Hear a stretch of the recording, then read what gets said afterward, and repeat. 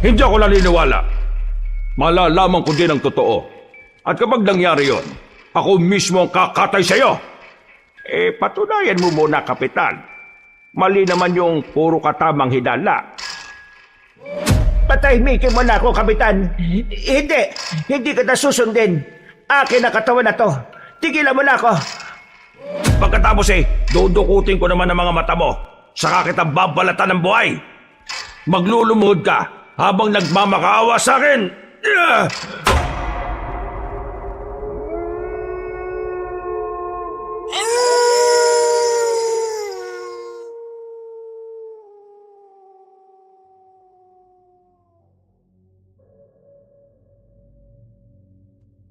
Ang pagkakaroon ng mataas na kaalaman sa pandama ay hindi palaging biyaya sa mga tulad ko. Totoong nakakaubos at minsan, hihilingin mo na lang na sana ay mawala ka na lang din ng pakialam na gaya ng iba. 35 years old na ako sa kasalukuyan at mag-isang itinataguyod ang munti kong mental health clinic. Isa nga pala akong psychologist. Pero dahil galing ako sa lahi ng mga albularyo, naisalin din sa akin ang kaalaman ni Itay sa makalumang panggagamot. Sisimulan ko ang kwento, Kabanong, nang mapagdesisyonan naming hanapin ni Itay ang inay ko na bigla na lang daw nawala ilang araw lang matapos akong ipanganak. Dinala kami ng desisyon naming yon sa lugar na babago ng tuluyan sa buhay namin. Itago niyo na lang ako sa alias Ranilo. Kabanong, mga kabangers at mga kayanggaw, ito ang aking kwento.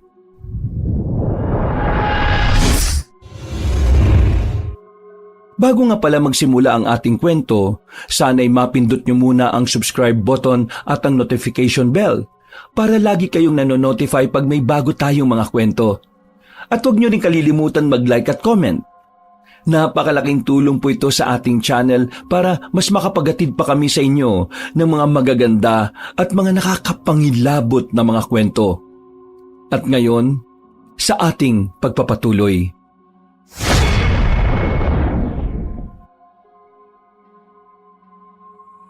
Barangay Sanlawin? Sigurado ka ba dyan, Teroy? Hindi ako pwede magkamali. Hindi man 100% pero yung amoy na yun, doon talaga nang gagaling. Naniniwala ako sa kakayahan mo, Teroy. Ang ibig sabihin buhay siya. Buhay siya, Karamil. May kakaiba lang sa kanya na hindi ko masiguro kung ano. Pero oo, buhay siya. Maraming salamat naman kung ganon. Tama ko. Ramdam ko siya. Marahil tamang oras na din para hanapin ko siya. Ngayong tapos ka na sa pag-aaral mo, Ranilo, makakampante na akong maghanap sa iyong ina. Kahit saan at kahit kailan. Kaya mo naman na siguro ang sarili mo. Kaya ko na ho ang sarili ko. Pero sino bang nagsabi sa inyo na magpapahiwan ako, Itay? Sasama ako sa paghahanap nyo kay Inay. Ano? Pero paano ang trabaho mo? Akala ko ba'y madali na lang ho yun. Magpapalipat ako ng probinsya. Ako na ang bahala doon. Hindi ako papayag na mag-isa nyo lang hahanapin si Inay. Kaya ko naman, iho. Saka, hindi ako mag-isa. Kasama ko naman si Teroy.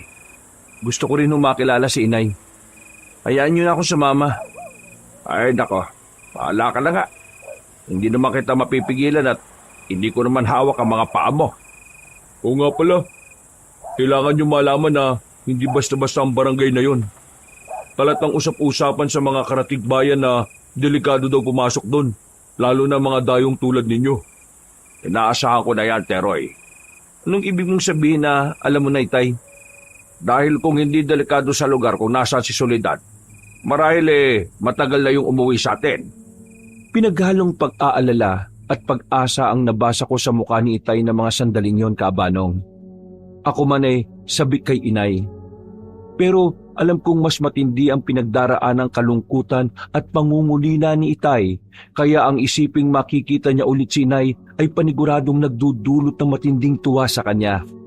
Dahil alam na nga namin kung saan hahanapin ang Inay, kinabukasan din ay nagpaalam na ako sa ospital kung saan ako naka-assign.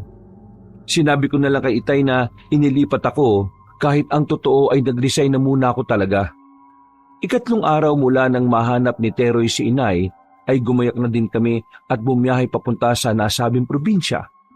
Oo nga pala Kabanong, hindi ko napapangalanan ng probinsyang sumasakop sa lugar na yon bilang respeto na lang din sa mga taong nakatira doon ngayon. Dahil may kalayuan nga sa pinanggalingan naming probinsya, ay hapon na kaming nakarating doon. Entrada pa lang ng baryo na to. Iba na pakiramdam ko, Itay. Teroy, sigurado ka bang naririto si Inay? Oo, positibo Ranilo. May kung anong kakaiba sa lawi na yan. Tingnan niyo, Itay, oh. Malaki ang ribulto ng ibon kumpara sa tunay niyang laki sa personal. Kakatuwang nakakaya siyang buhatin ng mukhang marupok na arkong yan. Sa palagay ko hindi lang yan basta ribulto Ranilo. Anong ibig mong sabihin, Teroy? Nararamdaman kong enerhiya mula sa kanila. Marahil buhay ang mga yan. Ano? Itay, oh. Kayong dalawa talaga, oh. Gustong-gusto niyong tinatakot ang mga sarili ninyo, ano? Mabuti pa tela kayo. Gagabihin na tayo Kailangan pa nating maghanap ng matutuluyan. Tay, sigurado na ho ba talaga kayo dito? Narinig niyo naman kanina sa bayan ng usap-usapan tungkol dun sa mga nawawalang nag-deliver lang ng gulay sa baryong to. Iho, kung ako lang ang tatanungin mo, ang gusto ko lang talaga ngayon mahanap at makita ng inay mo. Pwede ka namang hindi na sumama kung hindi ka komportable. Hindi ho ba kayo natatakot? Paano kung mali si Teroy? Nakahanda ko sa lahat ng posibilidad, anak. Malakas ang kutob ko na mahahanap ko ang inay mo sa lugar na ito. Ni minsan ay hindi pa naman ako binigo ni Teroy, hindi ba? Hindi ka mabibigo, Karamil. Makikita mo na din siya matapos ng 2 dekadang mahigit. Nagpatiuna na si Itay. Agad naman sinundan yun ni Teroy. Ako naman ng mga sandaling yon ay atubili kung susunod ba o hindi. Ang bigat kasi talaga ng enerhiyang nasasagap ko. Kinailangan ko pang lakasan ang loob ko para lang humakbang at tuluyang lagpasan ng malaking arko. Pagpasok sa baryo ay lalo lang akong nahirapan. Bumigat ang ulo ko at para akong biglang nahilo. Nahirapan akong balansehin ang katawan ko. Ramdam kong gumewang ako at hindi nakaligtas yun kay Itay. Oh, Ranilo, ayos ka lang ba ha? Pwede ho bang huminto muna tayo, Tay, sandali? Para kasi ang nasusuka ako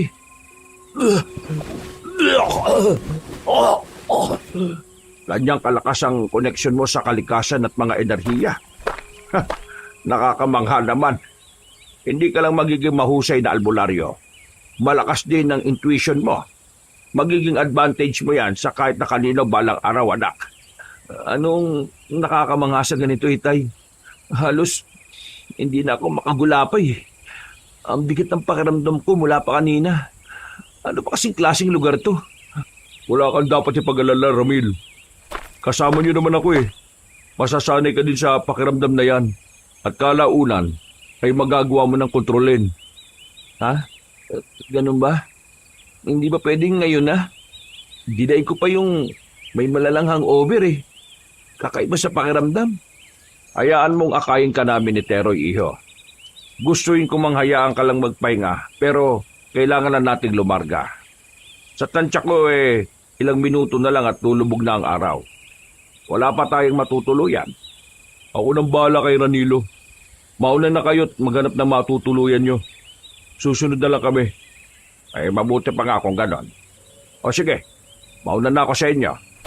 Tay, mag-iingat po kayo ha. Huwag mo kong alalahanin. Kaya kong sarili ko. Hinayaan lang ako ni Teroy hanggang sa kaya ko na. Nahihirapan man ay pinilit ko ng maglakad. Malapit na kasi talagang dumilim. Tiwala naman ako kay Teroy, Kabanong. Kahit buhay niya ay iaalay niya maprotektahan lang ako, pero ayoko nang umabot pa sa ganon. Gamit ang lakas ng pangamoy niya, nagawa naming sundan ng tinatahak ni Itay. Baka nagtataka kayo kung ano o sino si Teroy, kung bakit may weirdo siyang kakayahan. Yun ay dahil hindi naman talaga siya tao. Bata pa ako ay kasakasama na namin siya. Ang totoo ay ganun din naman si Itay. Nagkamalay ng nariyan na si Teroy at nakagabay sa kanya. Base sa nalalaman ko, mula pa si Teroy sa mga ninuno naming babaylan. Siya na ang nagsisilbing gabay ng bawat nagiging albularyo sa lahi namin. Para naman protektahan ang pagkatao niya, kada henerasyon ay nagpapalit siya ng itsura. Pero ang totoo niyang anyo ay isa talaga siyang itim na ibon. Anong sabi mo, Teroy? Puro aswang ang nakatira dito? Bakit ngayon mo lang sinabi?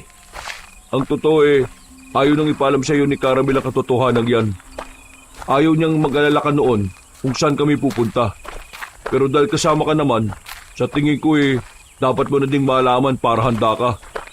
Kaya ba ganito ang nararamdaman ko? At kaya ba nagmamadaling makahanap si Itay ng matutuluyan natin? Oo, ganun na nga. Pero kung lungga nga to ng mga aswang, paano makakahanap si Itay ng ligtas na matutuluyan natin? Saka, paano kung mapahamak siya, Teroy? Nag-isa lang siya. Hindi mo na siya dapat alalahanin. Mahusay na tagatugis ng aswang si Caramel. Tsaka, hindi naman lahat ng naririto ay aswang. Mas marami lang ang aswang pero may mga tao pa din naman. Ano? Lalo akong naguguluhan na. Paano magsasama ang mga tao at aswang sa isang baryo? Teka, ang ibig mo bang sabihin, mabubuting aswang ang naririto? At ang inay, aswang din kaya siya? Malalaman mo ang kasagutan sa lahat ng tanong mo kapag tumagal na tayo dito. Hindi ko pa rin alam ang sagot sa mga yan Kahit ako, namamangha at naguguluhan. Teka, nandito si Caramel. Talaga? Saan banda? Diyan sa kanan o kaliwa? Dito sa kanan. Halika. Sige. Oo nga. Ayun ang sapatos niya sa labas ng bahay. Si Teroy na ang kumatok sa pintuang gawa sa kawayan, Kabanong. Agad namang yung bumukas at doon nga ay isang dalaga ang sumalubong sa amin. Hindi ko masasabi kung anong reaksyon ang nasa mukha niya nang makita kami. Pinaglipat-lipat niya lang ang tingin sa amin pero hindi nagsasalita o nagtatanong man lang. Masasabi kong kasing lamig ng yelo ang enerhiya niya. Nang banggitin ni Teroy na kasama kami ni Itay, sakalang walang pagdadalawang isip na binuksan ito ng malaki ang pintuan. Kasamahan daw sila ng matatandang lalaki, ina. Ganun ba? Ay sige, papasukin mo sila. Tuloy daw kayo. Naroon na matandang lalaki, oh. Ramil ang pangalan ng tatay ko. Maraming salamat sa pagpapatuloy. Radilo, yung matandang babae. Siya yun. Ha? Siya si Soledad. Ano? Siya ang... Kilala mo si ina? Oo, Binibini. Siya ay walang iba, kundi ang ina. Dito na muna tayo pansamantalang manunuluyan, Ranilo. Teroy, magbabayad ako ng upa sa isang bakanting kwarto nila. Nakita ko na kanina, kasya naman tayo doon. Ano na nga ulit yung sinasabi mo, mataba at maitim na binata? Huh? Mataba at maitim na binata? Iha. Pasensya ka na ha. Nahilo lang sa biyahe ang mga yan kaya mukhang wala sa wisyo. Wala naman silang ibang gustong sabihin. Lalong hindi namin kilala si Soledad. Tay? Atena, makapagpahinga na tayo. Soledad, maraming salamat ulit sa pagpapatuloy mo sa amin ha. Malaking tulong ito sa pagsisimula namin ng bagong buhay dito. Hayaan mo, sa oras na makabili ako ng lote na tatayuan ng bahay, makakalipat naman kami kagad. Ano ka ba naman? Hindi naman kayo titira ng libre dito. Wala kang dapat ipagpasalamat. Ang totoo niyan ako ang dapat magpasalamat sa inyo. Makakatulong sa aming mag-inang ibabayad ninyo. Ay, ganun ba? Oo nga pala. Ito ang paunang bayad. Ang bilis mo naman. Hindi ka pa nga sigurado kung magugustuhan yung tumira sa baryong ito Sigurado kung tatagal ako dito, Soledad. Siya, ikaw ang bahala. Paano? Magluluto na muna kami. Sumabay na kayo sa hapunan namin mamaya, ha? Sige. Maraming salamat. Litong-lito ko sa mga nangyayari ng sandaling yung, Kabanong. Kung siya nga ang nanay ko, hindi ganong klase ng senaryo ang inaasahan ko sa unang beses na makakaharap ko siya. Mas emosyonal at makabagbag damdamin ang makikita ko. Aaminin kong kahit pinalaki ako ni Itay ng busog sa pagmamahal, may parte pa rin ng puso ko ang hindi nagawang punan yon. At yon ay ang kasabikan sa yakap ng isang ina. Kung ano nga ba ang pakiramdam na mayakap niya? Nang tingnan ko si Itay, ay nabasa ko ang lungkot sa mga mata niya. Magkakahalo ang emosyong nakikita ko doon pero may isang mas nangingibabaw. Ang tingin ng pagbabanta. Hindi nagbabanta sa masamang paraan, kundi para bigyan kami ng senyales at pigilan kami ni Teroy na magtanong o magsalita pa. Dahil doon ay isa lang ang nasiguro ko. May pinagtatakpan siya. O mas maiging sabihin na may pinoprotektahan. Lahat ng yon ay nasagot naman nang nakapasok na kami sa magiging kwarto namin. Kaya pala ka ako, parang may kakaiba sa kanya. Ano kayang dahilan at nakalimutan niya na kayo? Ha, Caramil? Hindi ko pa rin alam, Teroy. Kung hindi ako nagkakamali sa tansya ko halos kaedad ko lang yung babaeng yun, Tay. Anong ibig sabihin nun? Ranilo, isa lang ang nasisiguro ko. Hindi ako magagawang pagtaksila ng iyong ina. Yung pagkawala niya ng alaala, yun pa lang kaduda-duda na. Itay, paano naman kayo nakasisiguro na nalimutan niya na kayo? Paano kung nagpapanggap lang siya para pagtakpan ng naging kasalanan niya? Ranilo, kung may nakakilala man sa inay mo, ako yon. At sinasabi ko sa iyo ngayon na hindi siya ganong klase ng babae. Isa pa, siya pa din ang nanay mo kaya respetuhin mo siya. Lalo na't hindi pa natin alam ang buong kwento. Pasensya na ho kayo, Itay. Nadadala lang ho ako siguro ng emosyon ko. Nababahala ako matapos kong malaman kung gaano kadelikado ang sinuong natin para lang mahanap siya. Pagkatapos, ganito pa ang dadatnan natin. Ay, Teroy, ikaw talaga wala nang maililihim sa iyo wala akong dapat na paglihiman sa inyo ni Ranilo. Parehas niyo akong gabay. Wala na akong sinabi. Huwag na ho kayong magalit kay Teroy, Itay. Malaking tulong sa akin na sinabi niya ang kakaharapin natin sa baryong ito.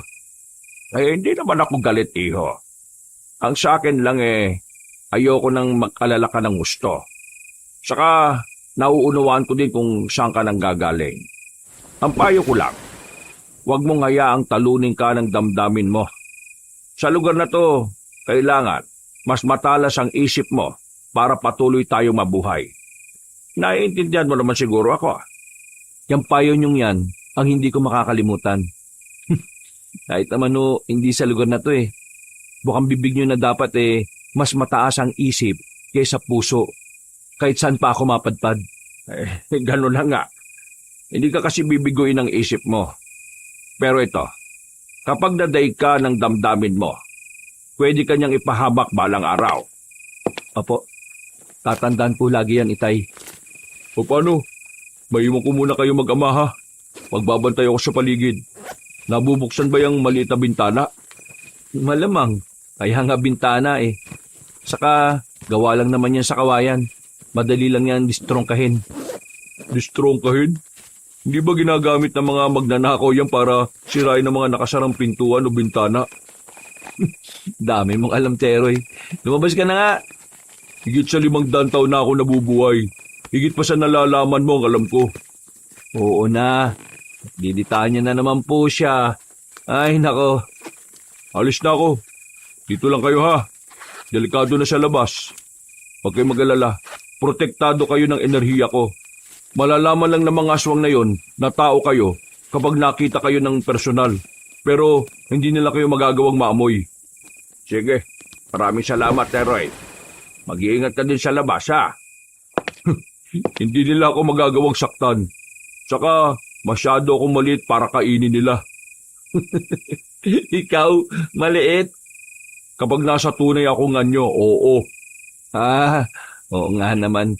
Pero mag-iingat ka kapag nasaan yung tao, ha? Sa laki mong yan kahit 10 aswang, mabubusog Ranilo, tigilan mo na nga yung pangasar mo kay Teroy. Hindi mo yan magagawang pikunin. Hindi yan tinatabla ng kahit na anong damdamin.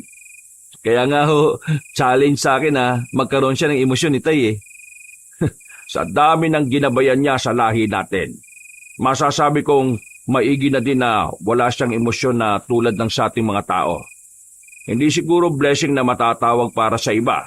Pero para kay Teroy na ilang beses nang nasaksyan kung paano pumanaw ang bawat ginagabayan niya, isa yung malaking biyaya para patuloy niyang magawa ang misyon niya.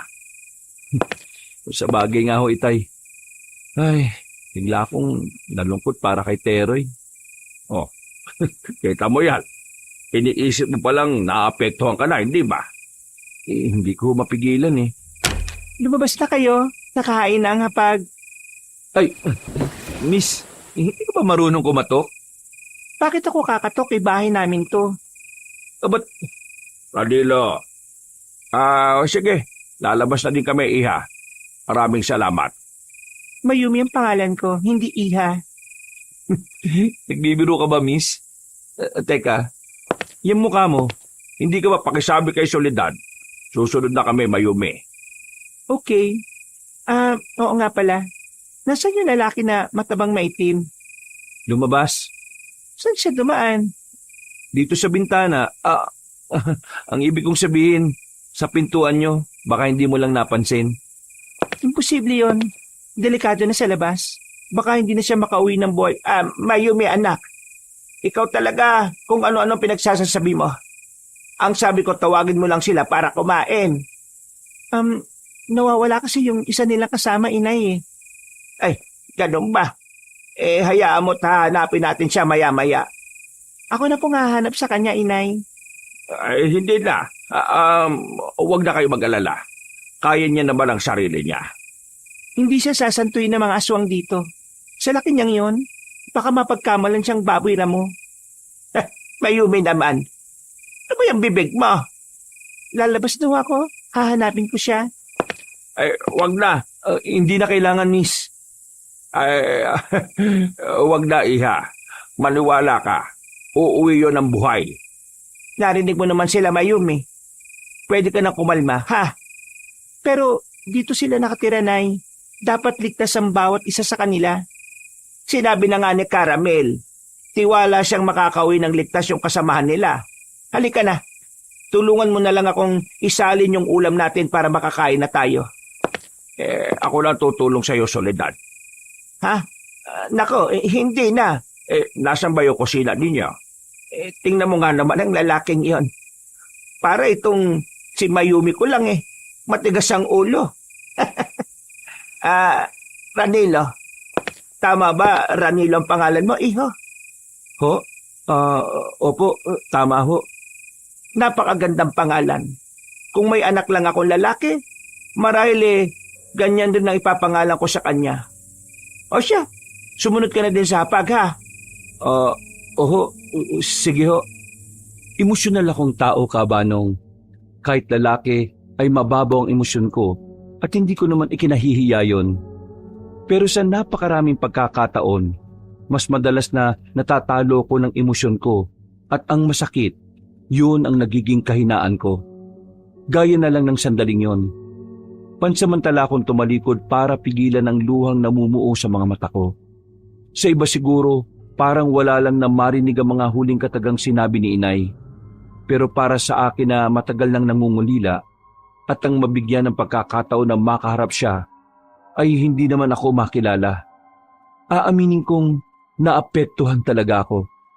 Napakarami kong gustong sabihin sa kanya na hindi ko magawa dahil hindi niya naman ako kilala bilang anak niya. Hindi ka ba susunod? Nandiyan ka pa? Baka kasi mawala ka din bigla gaya ng kasamahan nyo Saan naman ako pupunta? Hindi ko alam. Magpaalam ka para malaman ko. Wala kang pinakaiba magsalita kay Teroy. Teka, huwag mo sabihin wala ka rin pakiramdam. Pakiramdam? Oo, teka. Bakit mo inuntog yung ulo mo dyan sa poste? Nasaktan ako. Masakit. May pakiramdam ako. Ay, Diyos ko. Makakain na nga lang. Sumunod ka sa akin. Nagluto ng espesyal si nanay. Agad na nga akong sumunod sa kanya noon habang naiiling. Weirdo siyang babae pero hindi na bago sa akin ang ganon.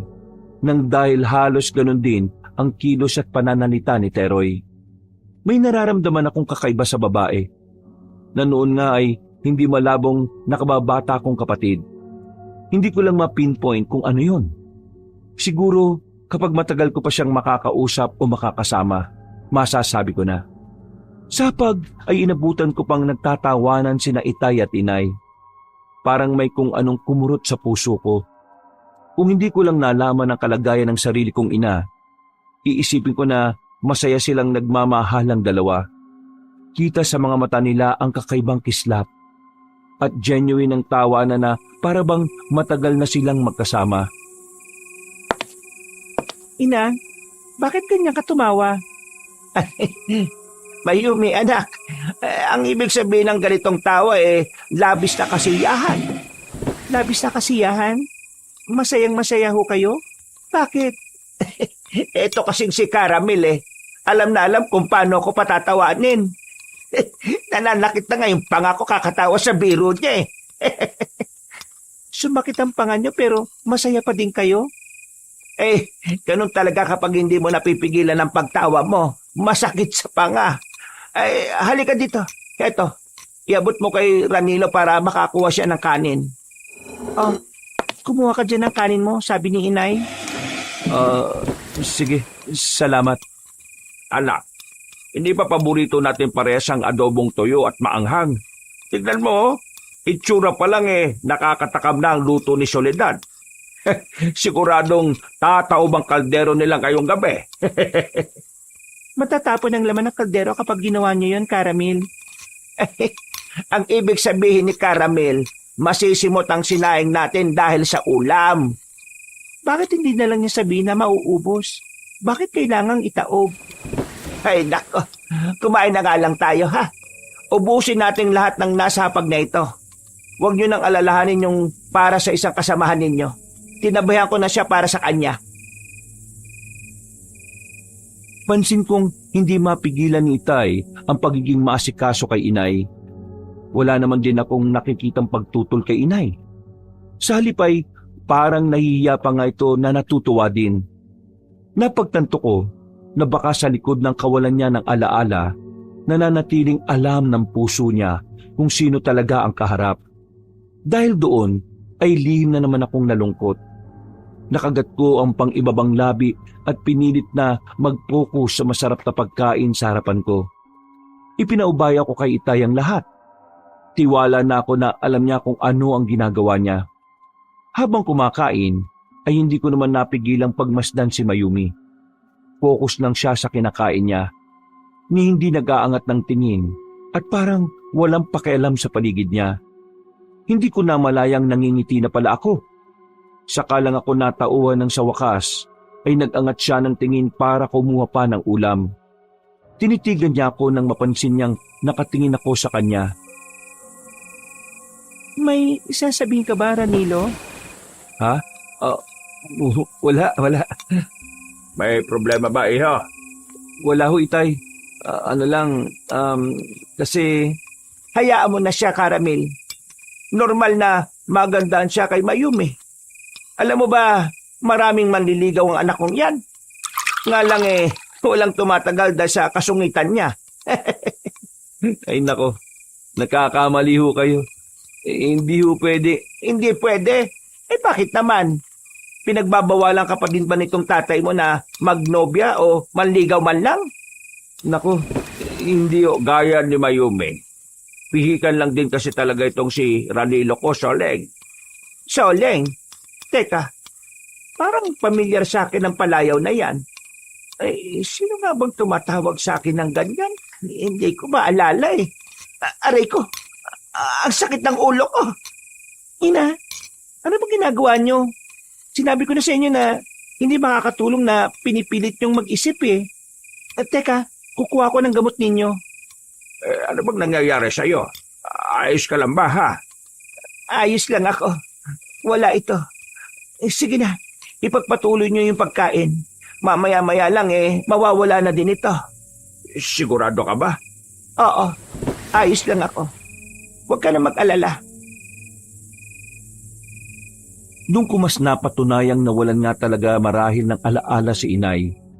Ganon kasi ang natural na reaksyon ng katawan kapag pinipilit makaalala ng isang taong dumadaan sa kaparehong kalagayan. Hindi nagtagal si Mayumi bumalik na din bitbit ang parang shot glass. May laman yung likido na ininom ni inay.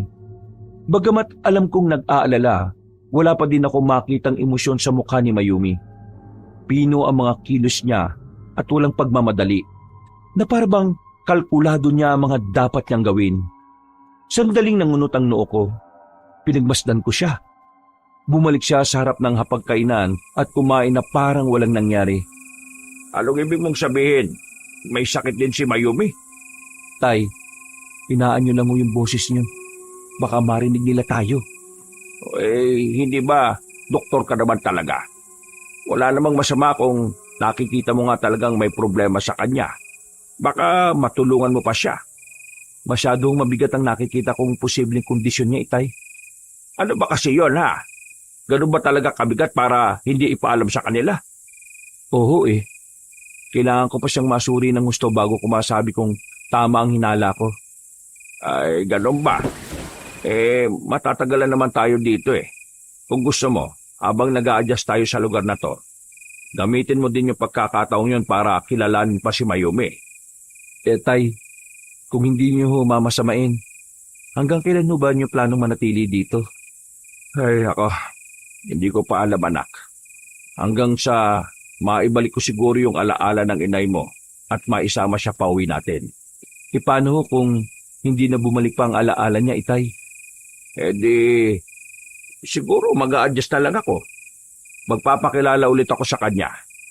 Bubuo kami ng mga bagong alaala. Pero anak, hindi ko gustong ikulong ka sa ganitong sitwasyon. May sarili kang buhay.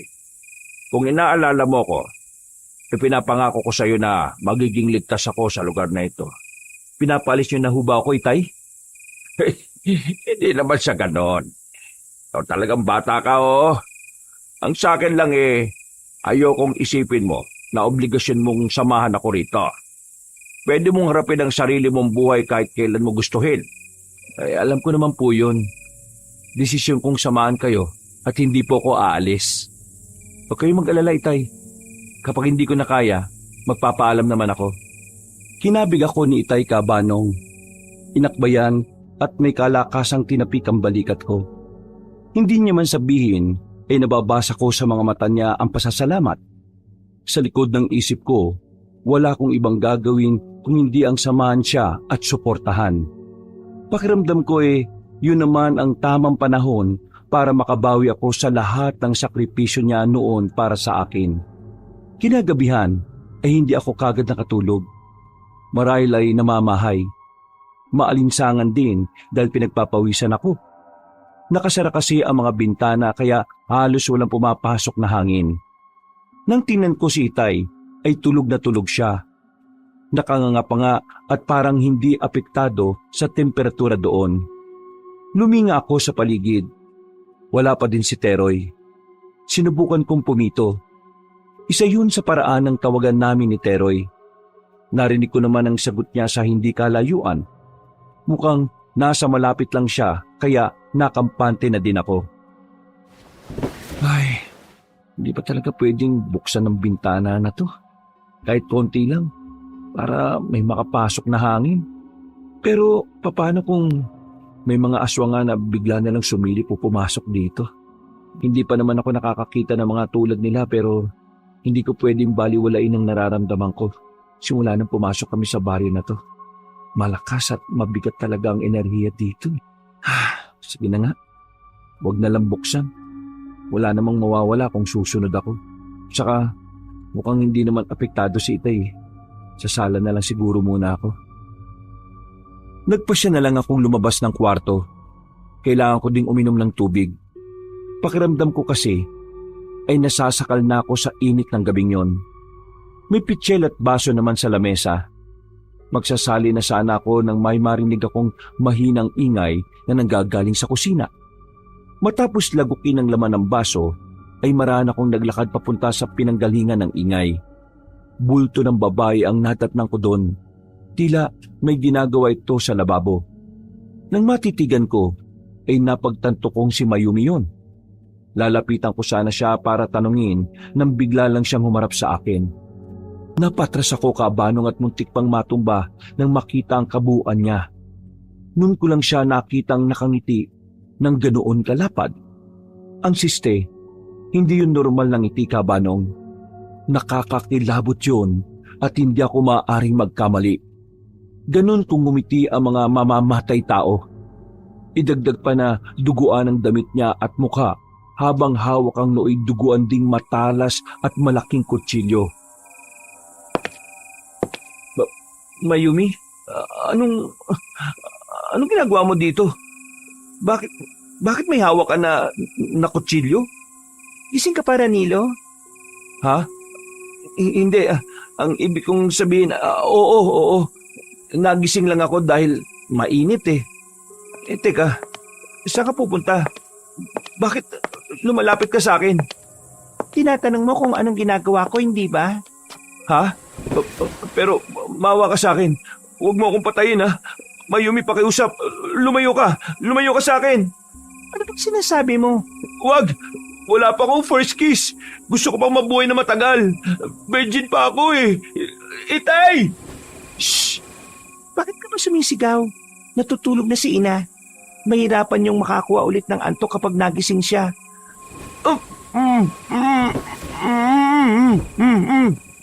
Sinabi ko lang tumigil ka eh. Ano ba? Mayumi, anak. May naririnig akong ingay. Ano ba yon? Oh, anong ginagawa niyo dyan? Inay! Papatayin niya ako! Inay baka mo? Tinawag mo kong inay, iho? Ho? Ang ibig kong sabihin, Aling Solidad. Natakot ka ba nitong si Mayumi, ha? Ay, nako, pasensya ka na. Hindi yata kita nabalaan kanina. Tuwing ganitong araw at oras kasi siya nakakatay ng kambing na pang-stock namin sa pangbenta namin sa bayan. Kambing? Kambing ho ang kinakatay niya, Aling Solidad? Oo, ganun nga. Mahusay kasi siya sa gawain yan, iho. Bakit ka nga pala gising pa? Nauhaw lang po ako. Pasensya na ho kung naging maingay ako. Akala ko kasi... Mukhang takot na takot ka nga eh. Ayan at namumutla ka pa. Halika nga rito. Sigurado kung mapapakalma ka ng yakap. Ho? Tuluyan akong nilapitan ni inay at niyakap. Marahan niya pang tinapik-tapik at hinaplos ang likuran ko na parabang isa kong musmos na bata at inaamo. Halos yumukyok na ako noon sa balikat niya. Hindi ko man nagawang iganti ng yakap ang mga braso ko dahil sa gulat. Aaminin ko na kakaibang comfort ang naramdaman ko ng sandaling yon. Ilang beses pa akong napalunok. Para akong nablangko at natuod sa kinatatayuan ko, Kabanong. Namalayan ko na lang na tumutulo na pala ang mga luha ko. Anong nakakayap sa yakap ni Ina, Ranilo? Napabalik ako sa realidad nang bigla na lang sumulpot ang mukha ni Mayumi sa likuran ni inay. Hindi siya mukhang nang iinis. Bagkus ay talagang curious siya sa naging tanong niya sa akin. Malakas akong tumikhim. Sakto naman at binitiwan na din ako ni inay. Inayos ko ang sarili at palihim na pinahid ang mga luha. Ha? Sino umiiyak? Hindi ako umiiyak ha? May luha kanina mga pisngi mo eh. Ha? Hindi. Hindi luha yun. Baka sipon yung nakita mo. Sipon ang iniluluha mo? Tayo talagang dalawa, oo. Ang mabuti pa eh, magpahinga na tayo. Malalim na ang gabi. Sige na, Danilo, iho. Okay ka na ba? Opo. Salamat po, Aling Solidad ha. Tinawag mo kong inay kanina, hindi ba? Magaan sa pakiramdam ko yon. Bakit hindi na lang kaya inay rin ang itawag mo sa akin? Ho? Simula ngayon ha, inay na din ang itatawag mo sa akin. Aba eh, bagay naman kayo nitong si Mayumi ko eh. Magpahinga na ho kayo, ina. Hindi kayo pwede magpuyat. Oo, ana. Alam mo namang hirap akong makahanap ng antok, hindi ba? Yung mga laman loob nga pala at dugo ha, naitabi mo ba? Oo, isasalin ko na lang sa lalagyan ng mga yon. Nakaharang kasi kanina pa si Ranilo sa cabinet eh, kaya hindi ko makuha yung mga baunan. Ay siya, tapusin mo na yan at magpahinga ka na rin ha. Nang tingnan ko kung saan niya kinuha ang mga baunan, doon yun sa kinatatayuan ko kanina. Nahiya akong nagyuko ng ulo. Ang akala ko pa naman ay Aatakihin niya ako kaya siya lumalapit. Nakagat ko ang pang-ibabang labi. May nalasan ako doon. Lasang kalawang. Saka ko lang naalala na yung madugo nga palang kamay ni Mayumi ang ipinangtakip niya kanina sa bibig ko. Halos masuka-suka ako noon pero hindi ko na lang ipinahalata sa kanila. Nang pabalik na ako sa kwarto namin ni Itay ay binasa ko ang ibabang bahagi ng suot kong damit saka yun ipinunas sa buo kong mukha. Kinabukasan, Sino ba yung kumakatok at kulang na lang sirain yung pinto? Ranilo anak, buksan mo nga. Nagsasalin ako ng tubig na mainit Ako na Ramil, dito lang kayo ha. Soledad, ilang beses ba akong kakatok bago ka magbukas ng pintuan, ha? Ay, Kapitan, ano magandang balita at napatpat ka sa pamamahay ko? Magandang balita. Ano itong naririnig ko na nagpatuloy ka daw ng dayo rito?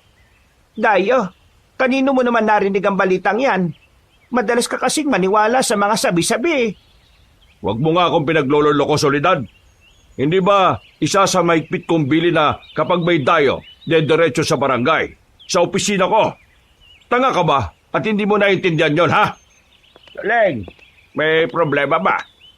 Karamil, wala ito. Doon na lang kayo sa loob at ako nang bahala rito. Ikaw pala yon. Balita ko may kasama ka pang dalawa. Nasaan sila? Pasensya na pero sino ka nga? Hindi mo ko kilala. Sa lahat ng naririto sa barong ito, ikaw lang ang hindi nakakakilala sa akin, Hunghang. Pasensya ka na ha. Gaya nga ng nasabi mo kanina bago lang kami rito. Tama. Kapatid ko siya na galing pa sa malayong probinsya. Kasama niya ang dalawa kong pamangkin. Naninibago lang sila dito pero hindi sila dayuhan. Dito na kami pinanganak at lumaki. Sila ang isinama ni Itay sa probinsya niya kaya ngayon lang kami nakita-kita. Kahit na, dapat dinala mo pa din sila sa barangay. Wala ka na ba talagang respeto sa akin, ha, Soledad? Baka nakakalimutan mo. Utang mo ang buhay niyo sa akin ng anak-anakan mo. Hindi ka lang kasi makapaghintay, Kapitan Gabing-gabi na sila dumating kahapon. Ngayong umaga ko na sana sila dadalhin doon para ipakilala sa iyo. Ang kaso mas mabilis pa yung mga mata at alaga mo sa utak mo kaya ayan. Ikaw patuloy ang sumadya sa akin dito. Mag-aalmusal pa lang sana kami. Gusto mo bang sumabay na kumain sa amin? Pweh, hindi bale na lang. Siguraduhin mo lang na dadalhin mo sila sa barangay mamaya, ha? Doon ko sila kikilatisin. saka palang umalis ang may edad na lalaki, Kabanong. Matalim ito kung tumingin. Ni hindi ko siya natagalan dahil sumakit ng husto ang ulo ko simula nang dumating siya. Nararamdaman ko na lang na nagkalat na pala ang langis sa dibdib ko. Galing yun sa maliit na botelyang palawit na pangontrang kwintas na suot ko. Marasa kong napasulyap ulit sa papalayong grupo ni Kapitan. Siya yun. Siya ang dahilan ng pagbula ng langis sa kwintas ko at dahilan ng matinding pagsakit ng ulo ko. Naikuyong ko ang kamao ko. Hindi ako pwedeng magkamali. Isa siyang malakas na enerhiyang kumokontrol sa baryo na yon. Soleng, kung hindi mo mamasamain, narinig ko kasi kanina na tinawag ni Kapitan na anak-anakan mo si Mayumi. Anong ibig sabihin nun? Hindi mo ba tunay na anak si Mayumi? Sandaling katahimikan ang namagitan sa amin ng umagang yon, Kabanong. Hindi kumibo si Inay. Tila tinatansya kung sasagutin ba si Itay o hindi. Bigla kong kinabahan. Hindi kasi dapat itinanong ni Itay ang bagay na yon. Pero hindi ko naman siya masisisi. Kung para kay Inay, wala siyang obligasyon na magpaliwanag sa amin, para sa amin na nakakaalam ng totoo, kailangan naming malaman ng dahilan kung bakit bigla na lang siyang nawala matapos niya akong ipinanganak. Bukod doon, kahit ako ay curious din kung kapatid ko nga ba talaga si Mayumi. Hindi mo namang kailangang sagutin kung hindi ka komportable, ha? Nagtataka lang ako Natanong mo na lang din naman. Mabuti pang ang malaman nyo na din. Huwag kayo mag-alala. Maski si Mayumi, alam ang buong katotohanan sa pagkatao niya. Tama ang narinig nyo kanina.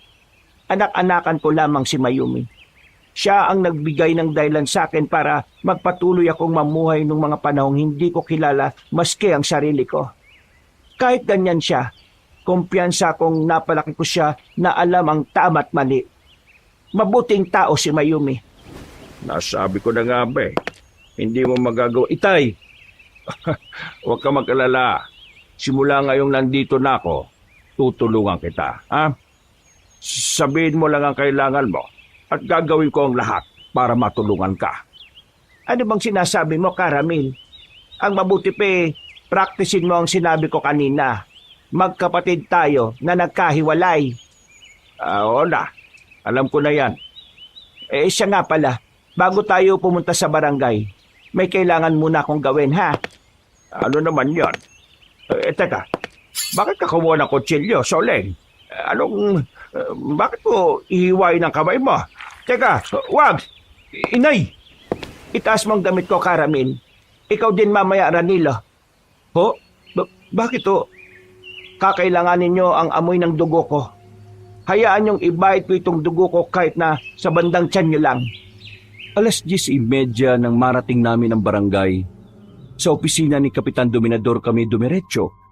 Sa loob ay nakapagtatakang may mga alipores pa din siyang nagbabantay sa kanya. Lihim akong napailing, Kabanong. Tila yata kahit sa sarili niyang opisina ay may banta sa kanya kaya ganun na lang karami ang bodyguards niya. Nasa amin agad ang mga mata nilang mapanuri pagpasok pa lang namin.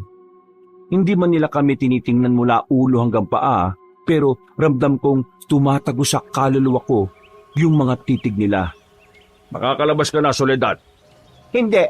Dito lang ako hanggang sa matapos ka sa pag-iimbestiga sa kanila. Sinusuway mo ba ang utos ko? Sinabi ko na sa iyo na kamag-anak ko sila. Ano bang hindi mo maintindihan doon? Bueno, kung ayaw mong lumabas, sige, manood ka. Ikaw, binata, lumapit ka. Ako na lang siguro muna ang unahin nyo, Kap. Manahimik! Kung gusto nyo matapos tayo na mabilis, sumunod kayong dalawa. Bakit? Duwag ba itong anak mo, ha? Kalalaking tao ang bilis manginig ng tuhod. Tay, okay lang ho ako. Alam kong nag-aalala lang kasi si Itay para sa akin. Kaya para pakalmahin ay tinanguan ko siya at bahagyang nginitian. Buo ang loob ko nang lumapit ako sa lamesa ni Kapitan Dominador. Sinabi naman ni Inay na aamuin lang nila kami ni Itay. Ganun pa man, hindi pa rin ako ganun katiwala. Nang makalapit, ay hiningi niya ang kamay ko. Ang akala ko'y aamuin niya lang yon, pero bigla niya na lang inilabas ang isang maliit at matalas na kutsilyo. Saka walang pag-aalinlangan niyang hiniwa ang palad ko. Hindi na ako nakapag-react sa sobrang gulat. Napatiimbagang na lang ako habang pinapanood ang pagtulo na masaganang dugo mula doon. Huli ko na din naramdaman ang matinding kirot. Panabayan na napasigaw si Itay at Inay nang makita ang ginawa ni Kapitan. Tangka pa sana silang lalapit sa akin nang bigla na lang humarang ang mga alipores ni Kapitan. Nakandang sumalakay sa isang utos lang ng amo nila. Kapitan, hindi mo kailangang gawin yan. Ang sabi mo... Oh, ano bang akala mo sa akin, Soledad? Tanga! Amoy na amoy kong dugo mo pagpasok nyo pa lang. Akala ko ba matalino ka? Sa palagay mo, pareho lang ang dugo mo sa dugo ng mga taong to? Ha! Alam kong sinusubukan mo kong isahan. Pero hangal ka para isiping mauutakan mo ang tulad ko. Kapitan! Soleng, hayaan mo siya sa gusto niyang gawin. Siya din naman ang mapapaya sa ginagawa niya. Ha? Anong... Magtiwala ka sa akin. Ito ang amoy ng dugo na namiss ko. Pero nakakagulat. Talagang ang taglay mo ang dugo ni Soledad. Nakakatakam. Ha? Huwag mong dilaan ang kamay ko, uy. Nagawa mo ng gusto mo, ha? Mabilis ka, bata. Gusto ko yan. Ngayon, ikaw naman lalaki. Halika. Siguro naman hindi ka duwag na tulad ng anak mo. Isa lang ang kinatatakutan ko, Kapitan. At hindi ikaw yon. Talaga. Mas malakas at mas makapangyarihan ba yan kaysa sa akin? Wala nang mas makapangyarihan pa sa Diyos. Diyos? Walang ya. Ang husay mo palang magbiro, ano? Alam mo ba, sa lugar na ito, ako ang batas. Ako ang Diyos. O siya, Lumapit ka na at magsimula ng magdasal sa kinatatakutan mong Diyos. Kapitan, hindi mo kailangan tong gawin. Paalisin ko sila kung yan ang gusto mo. Uli na ang lahat, Soledad. Bakit? Sino bang lalaking to? At mukhang takot na takot ka, ha? Hindi nagsisinungaling si Soledad, Kapitan. Gaya ng sabi niya, magkamag-anak kami. Magtiwala lang ho tayo kay Itay, Inay. Gustuhin ko man. Hindi ko magawang kumalma, Nilo. Patingin nga ng sugat mo. Nako, ang lalim. Akin ang kamay mo, tatalian ko. Nanginginig ho ang kamay ko. Ako na lang ho. Pasensya ka na. Masyado kasing... siguro, lalabas na lang muna ako. Ako na hong gagawa niyan, Inay. Mayumi! Sa labas na lang kayo maghintay. O siya, sige. Huwag mo sana sila pababayaan, ha? Mayumi, Iha! What a pleasant surprise! Sa tagal kong nagpapatawag sa iyo ngayon ka lang nagpunta dito ng walang abiso. Sinay ang inaalala ko. Wala akong tiwala sa'yo. Bilib talaga ako sa tabil ng dila mo. Halika, lumapit ka. Alam kong gustong-gusto mong panoorin ang gagawin ko. Tapusin mo na yan ng mabilis, Kapitan. May importante pa kaming ipapagawa sa mga bisita ni Inay. Sigurado ka? Sayang naman ang pagkakataong tulad nito. Nakagat ko na lang ang pang-ibabang labi ng tulad ko ay bigla na lang din hiwain ni Kapitan ang palad ni Itay. Ayoko man ay napilitan akong iiwas ang tingin ko sa kanya. Kahit masakit ang sugat ko, parang mas nasasaktan ako habang tinititigan si Itay. Walang ekspresyon ng mukha niya. Sa halip ay nakatitig lang siya ng matalim kay Kapitan.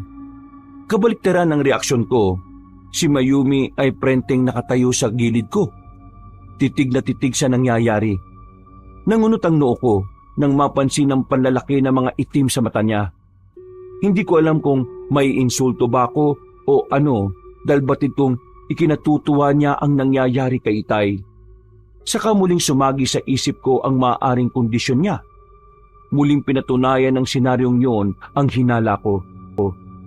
Hindi ko tuloy mapigilang isipin, anong klaseng impyerno ba ang lugar na yon?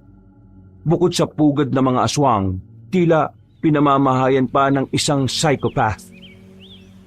Imposible ito. Hindi maaari. Pwede na ba kami umuwi, Kapitan? Paano ka nagkaroon ng dugo na Soledad, ha? Hindi ba't sinabi na namin sa'yo? Magkapatid kami. Hindi ako naniniwala. Malalaman ko din ang totoo. At kapag nangyari yon, ako mismo ang kakatay sa'yo. Patunayan mo muna, Kapitan. Mali naman yung puro katamang hinala. Ngayong malinaw na ang lahat. Siguro naman hindi mo na kami guguluhin. Nalilimutan mo na ba? Ako ang batas sa lugar na ito. Ano man ang gustuhin ko, gagawin ko at walang sino man ang makakapigil sa akin. Mag-ingat kayo mag-ama, ha? Dahil hindi ko basta pinaniniwala ng mga tulad niyong dayo. Gusto lang naman namin makasama si Soledad. Yun lang ang gusto namin. Wala kaming planong manggulo o makialam sa marumi mong pamamalakad, Kapitan. Umuwi na tayo. Mauna na kami, Kap.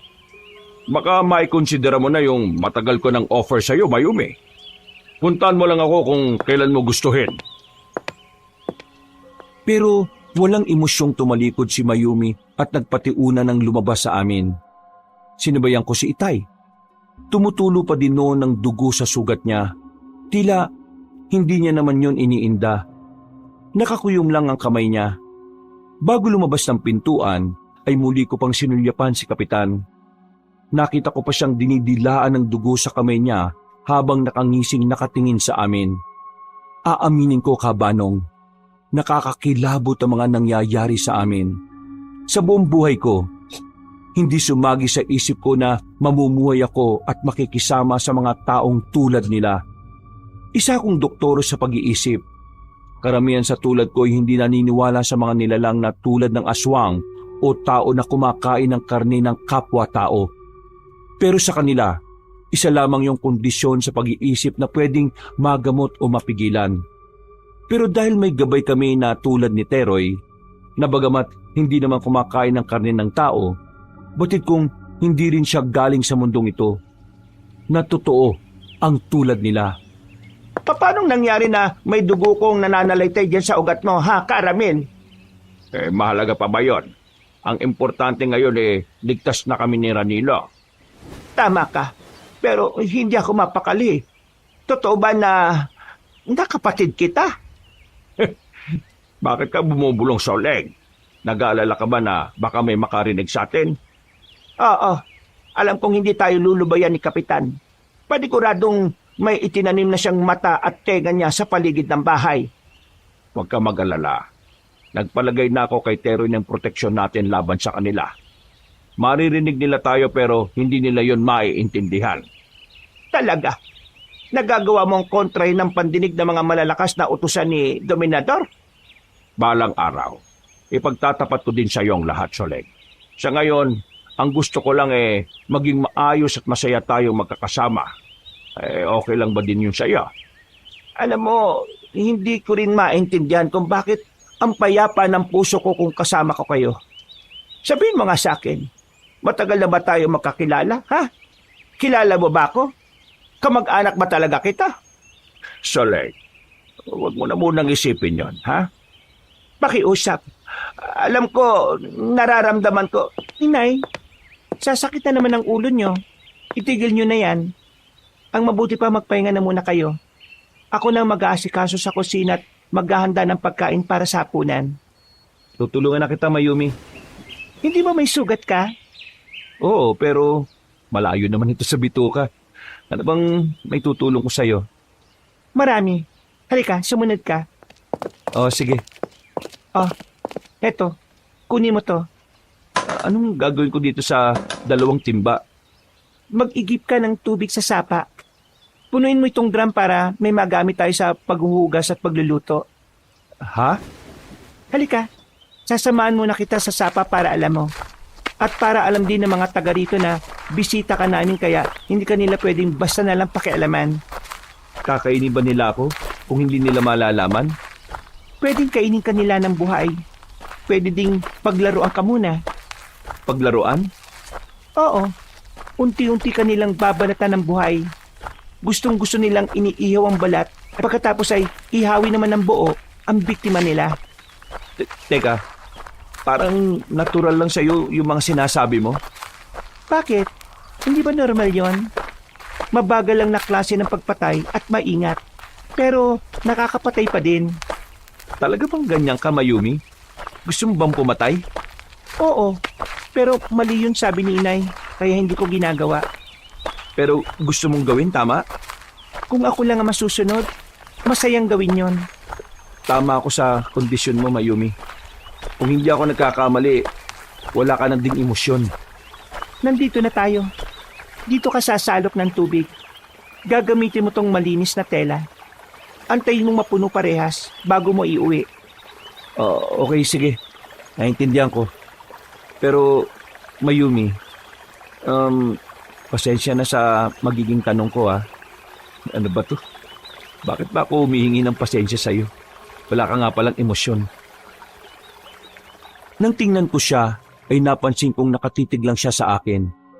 Parang nagtataka kung bakit bigla ko nalang kinakausap ang sarili ko.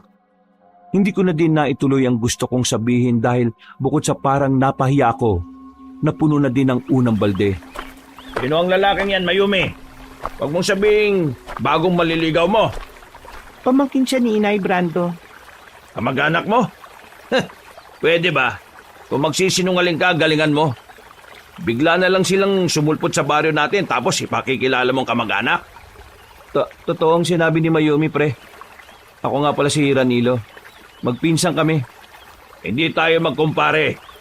Siguraduhin mo lang na hindi mo dinidiskartehan si Mayumi, ha? Wala akong pakialam kahit kamag-anak ka pa ni Aling Soledad. Uubusin ko talaga ang dugo mo at wala akong ititira sa'yo. Teka muna. Dugo ba yon? Tama. Dugo nga yun ng tao. Ikaw, sa'yo nang gagaling sa kamay mo. Brando, Ang tagal ko nang hindi nakakatikim ng dugo ng tao. Patikim naman kahit kaunti lang, Anong ginagawa mo? Bakit tumulos bigla yung mga ngipin mo? Hindi. Isa ka ding aswang. Lumayo ka sa akin. Umuwi ka na sa inyo, Brando. Hindi mo pwedeng pakialaman si Ranilo. Kunti lang naman, Mayumi. Huwag ka magdamot. Alam mo kung gaano kami kagutom sa dugo ng tulad niya. Hindi ako nagdadamot. Hindi lang talaga pwede ang taong to. Kaya umalis ka na. Eh paano kung ayaw ko, ha? Umalis ka sa harapan ng dog na yan. Oy lalaki, titikim lang naman ako eh. Pagbigyan mo na ako nang matapos na tayo, ha? Hindi ko inaasahan na yung dampot ni Mayumi ng malaking bato sa gilid ng kinatatayuan niya ang walang alinlangan niyang ihahampas sa ulo ng makulit na si Brando. Bumagsak ang lalaki sa lapag na duguan ng ulo at halos tumirik pa ang mga mata. Nanigas ako sa kinatatayuan ko, Kabanong, dahil sa mga nasaksihan. Halos wala akong marinig kung hindi yung malalakas na tibok ng puso ko. Samantalang maras lang na bumuntong hininga si Mayumi saka pinagpagang kamay na parang walang nangyari. Bumagsak siya kaagad. Kahit kailan talaga mahina ang lalaking yan. Sayang naman, hindi pa ako nag-i-enjoy eh. Tara na, Ranilo. Ha? Napatay mo yata siya, Mayumi. Hindi namamatay yan. Halika na, bago pa siya ulit magkamalay. Ha? O sige. Pero babalik ako dito mamaya para mag-igib, tama? Paano kung... Huwag na muna. Bukas na lang. Kayong bang buhatin yung 2 balde? Ha? Oo. Kaya ko na to. Yung dugo sa kamay at damit mo. Meron ka din sa mukha. Hindi ka ba maghihilamos muna bago umuwi? Makikita yan ni na inay at titay eh. Tiningnan niya lang ang sarili. Maya-maya pa'y nagtungo na nga siya sa malalim na bahagi ng sapa at naglublob doon. Sandali akong natulala, Kabanong. Manipis lang ang suot niyang damit kaya malinaw kong napansin na wala siyang panloob. Halos bumakat na sa basa niyang t-shirt ang matatayog niyang dibdib at balingkinitang katawan. Nang tingnan niya ako at mapansin niyang sa dibdib niya ako nakatingin, ay agad naningkit ang mga mata niya. Para naman akong bata na nahuling gumagawa ng hindi maganda. Agad akong nag-iwas ng tingin at wala sa sariling binitbit ang 2 balde. Hindi ko na siya hinintay at nagpatiuna na din ako sa pag-uwi. Nanginginig ang mga tuhod ko habang naglalakad. Hindi mawala-wala ang kaba ko kahit anong pilit ko na pakalmahin ang sarili. Idagdag pa ang nararamdaman kong pag-iinit ng magkabila kong pisngi. Ni hindi ko na ininda noon ang kirot sa palad ko habang bitbit ang may kabigatang mga balde. Sa unang pagkakataon ay nalito ko sa sarili kong emosyon. Hindi ko alam kung dahil ba yun sa nasaksihan kong pagpapalit ng anyo ni Brando o ang ginawang pagpukpok ni Mayumi ng bato sa kanya. Pwede ding dahil sa itsura kanina ni Mayumi habang naliligo. Parang larawan kasi yon na hindi na naalis sa isipan ko. O anak, ayos ka lang ba? Napansin ko kanina ka pa walang imik ah. May nangyari ba kanina habang nag-iigib kayo ni Mayumi? Ho? Nako, wala ho, Itay. Bakit? May sinabi ho ba sa inyo si Mayumi? Alam mo anak, hindi ka mahusay maglihim o magsinungaling. May dapat ba akong malaman? Tay, kanina kasi may pinukpok ng bato sa ulo si Mayumi. Pinagtanggol niya lang naman ho ako dun sa lalaking aswang na gustong manakit sa akin. Pero wala ho siyang pakundangan kung manakit eh. Kinatutuwa niya ho yung gawin. Nabanggitin niya ni Soledad sa akin anak. Bata pa daw si Mayumi, ganyan na talaga siya. Masaya siyang nakakapatay ng kung ano-anong hayop. Kinakatay niya at pinaglalaruan. Isa ho siyang psychopath. Delikado hong tulad niya. Delikado kung hindi nagabayan ng tama. Pinalaki siya ng maayos ni Soledad anak. Hindi tayo dapat matakot sa kanya. Lalo ka na. Hindi ba ginagamot mo ang tulad niya? Oo, Itay. Nagagawa namin silang bigyan ng gamot para limitahan sa kagustuhan nilang maging marahas.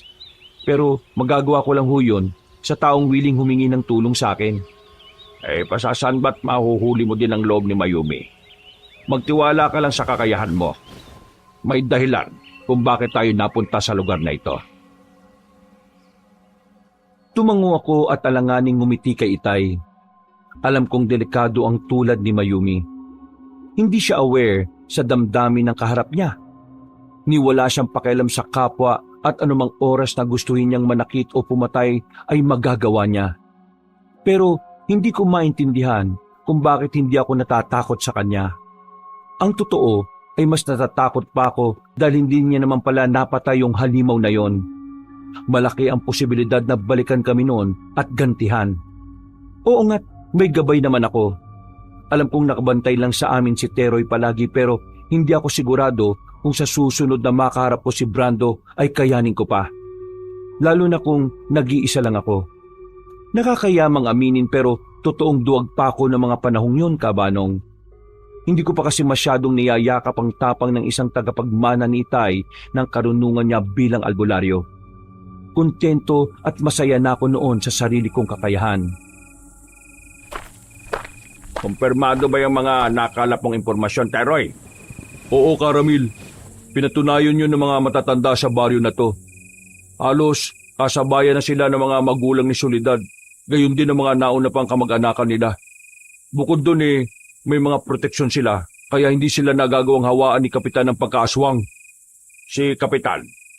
Bigla na lang bumaba sa pwesto niya noon bilang Kapitan si Soledad. Ipinalit niya si Dominador. Marami ang nagalit sa kanya dahil sa ginawa niyang yun.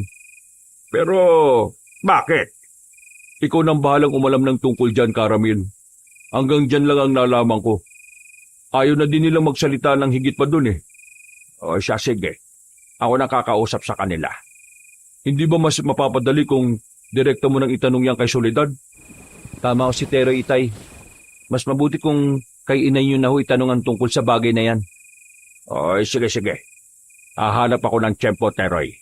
Ipagpatuloy mo lang ang pagmamanman kay Kapitan, ha? Iba ang kutob ko sa kanya . Sigurado ako na gagawa ng paraan niyo para masaktan kami o mapaalis sa baryong ito. Huwag kang mag-alala, Karamil. Ako ang bahala. Siya nga pala, Teroy. Nakakakain ka naman ba ng maayos? Hindi. Halos walang hayop sa mga kagubatan . Ayoko naman pakialam yung mga alagang hayop ng ilan sa baryo na ito. Kung ganun anong kinakain mo?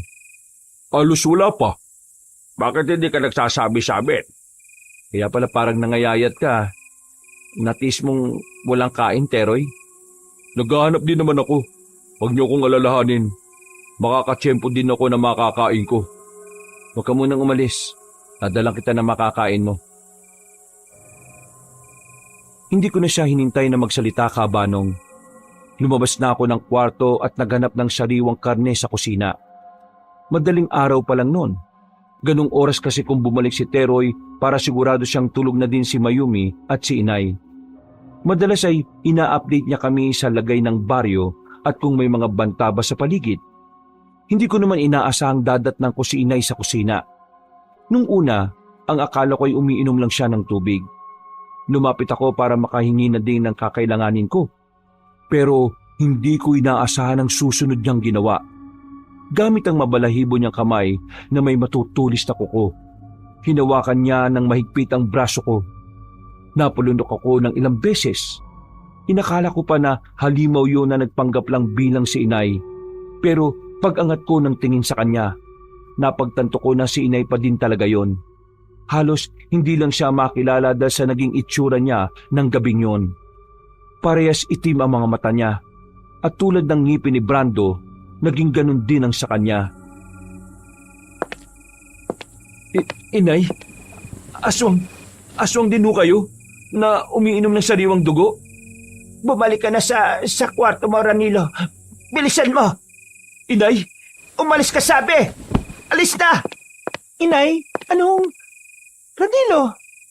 Mayumi, si Inay. Bakit gising ka pa? Bumalik ka na sa kwarto mo habang kontrolado pa ni Ina ang katawan niya. Anong ibig mong sabihin? Mangingibabaw ang aswang sa kanya. Hindi niya makokontrol ang sarili niya, lalo na kapag nagsisimula na naman si Kapitan na kontrolin siya. Pwede ka niya masaktan o kaya ay mapatay. Hindi. Patahimikin mo na ako, Kapitan. Hindi kita susundin. Akin na katawan na to. Tigilan mo na ako. Ayoko na ng ganito. Ayoko na. Anong nangyayari? Sinasabunutan niya sarili niya, Mayumi. Baka nagsisimula na naman si Kapitan na utusan sila. Inay, wag po. Nalalagas ang buhok niyo. Sinabi nang huwag mo siyang lapitan. Halika na, pumasok ka na sa kwarto niyo. Kulang na lang ay bitbitin niya ako nung pabalik sa kwarto namin ni Itay. Bago pumasok ay nakita ko pang nakalood na sa sahig si Inay at halos iuntog ang ulo niya doon. Nasasaktan akong mapanood na nagkakaganon siya. Pagpasok ay nakakunot na noon ni Itay ang sumalubong sa amin. Hindi pa man ako nagsasalita ay parang may ideya na siya kung ano ang nangyari. Tumayo siya at dali-daling lumabas. Sinubukan naman namin siyang pigilan na lumapit kay Inay dahil delikado pero hindi siya nagpatinag. Walang pag-aalinlangan niya yung niyakap at sinubukang pakalmahin. Pero ganun na lang ang pagpupumiglas ni Inay. Hanggang sa mangyari na nga ang kinatatakutan namin. Bigla niya na lang kinagat sa braso si Itay. Naging dahilan yon para makawala si Inay. Matapos yon ay tumalon siya sa kalapit na bintana at mabilis na nawala sa kadiliman ng gabi. Itay, tingnan niyo. Ang lalim ng sugat niyo. Oh. Ang inay mo, Ranila. Huwag ko kayo mag-alala, Caramel. Babalik din ang inay bukas. Kung hindi niyo sana siya nilapitan, baka nagawa niya pang pigilan ng sarili niya. Magagawa niyang hindi sundin ang mga utos ni Kapitan. Utos ni Kapitan? Anong ibig mo sabihin? Sa palagay ko nagagawa silang manipulahin ni Kapitan Itay. Kailan pa nahawa ng pagkaswang ni Kapitan ang inay mo, Mayumi? Hindi ko alam. Nakalakihan ko na ganyan siya. Pero hindi lahat ng aswang dito tulad ni Inay. Hindi siya kailanman tumikim ng karne o dugo ng tao. Ang sabi niya, ginagawa niya yung para maprotektahan ako laban sa aswang na nananahan sa katawan niya. Hindi ito maaari.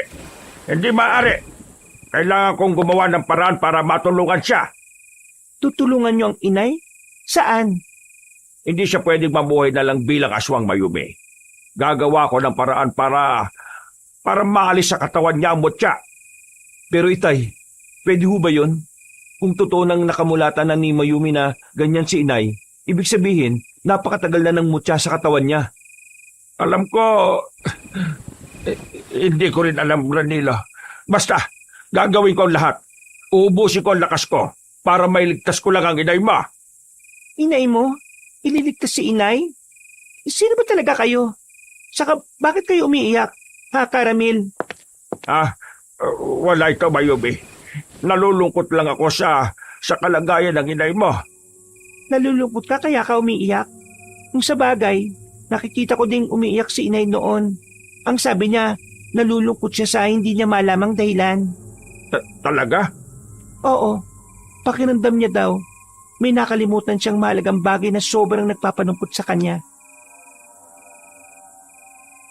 Napatitig ako kay Itay matapos sabihin yun ni Mayumi. Lalo lang nadagdagan ng lungkot na nababasa ko dun. Marahil ay kami ang tinutukoy ni Mayumi na nakalimutan ni Inay. Ako man ay binagbag ng hindi may paliwanag na lungkot. Napakatagal na panahon nun. Saka ko lang napag-isip-isip, bakit nga kaya kami nakalimutan ni Inay? Sa anong dahilan? Sa pakiwari ko, hindi rin aware si Inay na nakalimutan niya kami. Kung sa bagay, may paliwanag naman sa bagay na yon. Lihim kong naikuyom ang kamao ko. Simula ng gabing yon, nagdesisyon na kong alamin ang pinakamalalim na ugat ng mga nangyari. Kung totoong may natitirang matatandang tao sa baryo, ibig sabihin ay may nalalaman pa sila sa nakaraan. Yun ang kailangan kong alamin at gagawin ko yon sa abot na makakaya ko. Matapos linisin ang sugat ni Itay ay nagpahinga na din ako. Niyaya ko na siyang magpahinga pero mariin siyang tumanggi. Hihintayin niya daw si Inay at sisiguraduhing makakauwi ito ng ligtas. Pinasundan niya na din kay Teroy ang amoy ni Inay at ibinili na protektahan ito. Pero kilala ko si Itay. Hanggat hindi siya payapa, hindi talaga siya mapapakali. Dumiretso na ako sa higaan. Hindi pa man ako inaantok pero nanatili ako sa kwarto. Doon ay maayos kong plinano ang mga susunod kong hakbang. Kinabukasan. Ano bang sinasabi mo, Radilo? Hindi ka pwedeng magpadalos-dalos ng desisyon. Nakakalimutan mo na ba? Puro aswang ang naririto. Kaya nga, si Teroy na lang ang inuutusan ko eh. Pero Tay, limitado ang nagagawa ni Teroy. Sigurado ko, kaya hindi nila kinukwento ng buo sa kanya ang mga nalalaman nila kasi ramdam nilang tulad ng ilan dito, aswang din ho siya. Tay, wag yun naman akong pigilan. Buo na loob ko eh. Gusto ko ho kayong tulungan ni Inay. Naalala lang naman kita. Hindi ako sigurado kung sapat ang proteksyon mo. Napakarami nila eh. Nagtitiwala ho ako sa bigay niyong proteksyon. Gaya ng nagtitiwala din ako na hindi ako magagawang pabayaan ni Teroy, Itay. Sigurado ka ba talaga? Sa oras na lumabas ka dyan hindi ka na pwedeng umatras. Para sa kaliwanagan natin, Itay. Umaasa din ako na sa gagawin ko, may ambag man lang ako sa plano niyong pag-alis ng mutya kay Inay. O siya, sige. Mukhang hindi na rin naman kita mapipigilan pa eh. Eto, dalhin mo na lamang ito. Ano ito? Teka, buho na hinortihan at ginawang espada? Tay naman, hindi na ako batak mukhang laruan lang ano. Pero napakahusay na sandata niya laban sa mga aswang anak. Seryoso kayo, Itay? Pero paano? Aray! Ano ba, Karamil? Kita mo na. Didikit ko lang sa balat ni Tero yan pero halos maglupasay na siya sa sakit. Alam mong matagal gumaling kapag galing sa buho na kawayan ng sugat eh. Paano ko makakalipad mamaya? Hindi ka lilipad. Sasamahan mo si Ranilo kahit saan siya magpunta. At saka, kaunti lang naman yan. Pinakita ko lang kay Ranilo. Pasensya ka na. Naku, sa susunod, kakagatin kita para makabawi ako. Ikaw talaga, oh. Mangha kong tinitigan ng hawak na buho. Hindi ako makapaniwala na ang ganong kanipis na bagay ay may kakayahang sakta ng gusto ang mga nilalang sa lugar na yon. Mariin ko yung hinawakan sa kangumiti. Bukod doon, ay pinasuot din ni Itay sa akin ang sinturon niyang pinasadya at nilagyan ng buntot pagi.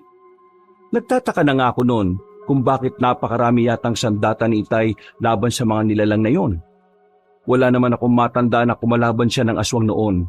O baka hindi niya lang talaga sinasabi sa akin. Malayo-layo na kami sa bahay nang bigla na lang humabol si Mayumi at sumabay sa paglalakad namin ni Teroy. Nagulat pa ako nang pabato niyang ibinigay kay Teroy ang parang baunan ng tubig. Agad naman yung tinungga ng gabay ko. Nang punasan niya ang bibig, ay saka ko lang napagtanto na pulang likido pala ang iniinom niya mula roon. May pupuntahan ka ba, Mayumi? Meron. Ganun ba? Saan naman? Dito rin ang tungo mo? Oo. Kung saan kayo pupunta? Ha? Sasama ako sa inyo ni Teroy. Gusto ko ding tulungan ng Inay. Alam mo ang gagawin ko? Narinig ko kayo kanina ni Karamil. Pero paano si Inay? Ligtas siya doon. Kasama niya si Karamil. Ang tatay mong hindi ligtas sa kanya kapag nagbago siya ng anyo. Yun nga eh. Bakit ka pa umalis? Paano kung mapahamak si Itay? Dahil gusto ko. Kung gusto mo bumalik ka, ikaw ang magbantay sa tatay mo. Pilosopo ka pa ng lagay na yan ha. Kaya mo na. Babalik naman ako mamaya bago magdilim eh. Yun din ang sinabi ko kay Inay kanina. Babalik ako kagad. Hindi mo naman kailangan gawin to, Mayumi. May mga itatanong din ako sa'yo. Hindi ko pwedeng itanong sa harapan ni Inay. Talaga? Ano naman yun? Mamaya na lang.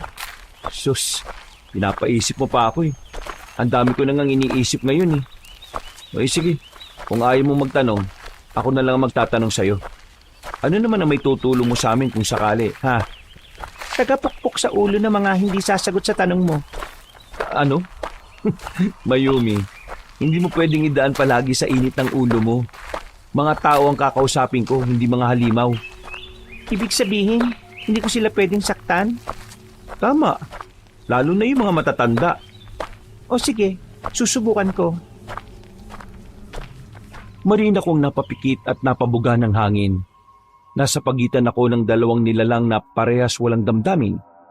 Umasa na lang ako na magiging maayos ang lahat kahit ganun silang dalawa. Ang hirap nga lang kumilos kapag sila ang kasama ko. Hindi sila marunong umitiman lang o tumawa. Lahat ng ginagawa o sinasabi nila, literal.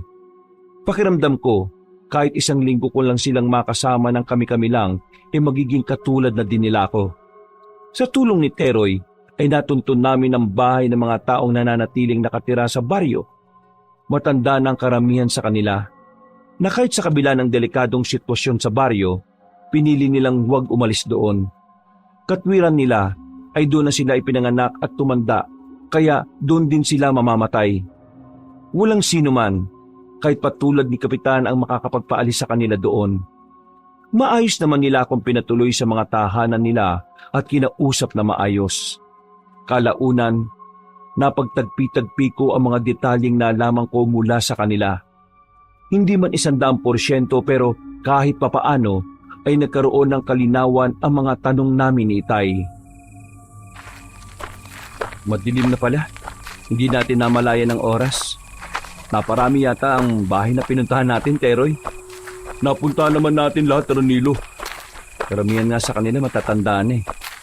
Ay, hindi ko lang maiwasang maawa sa kanila.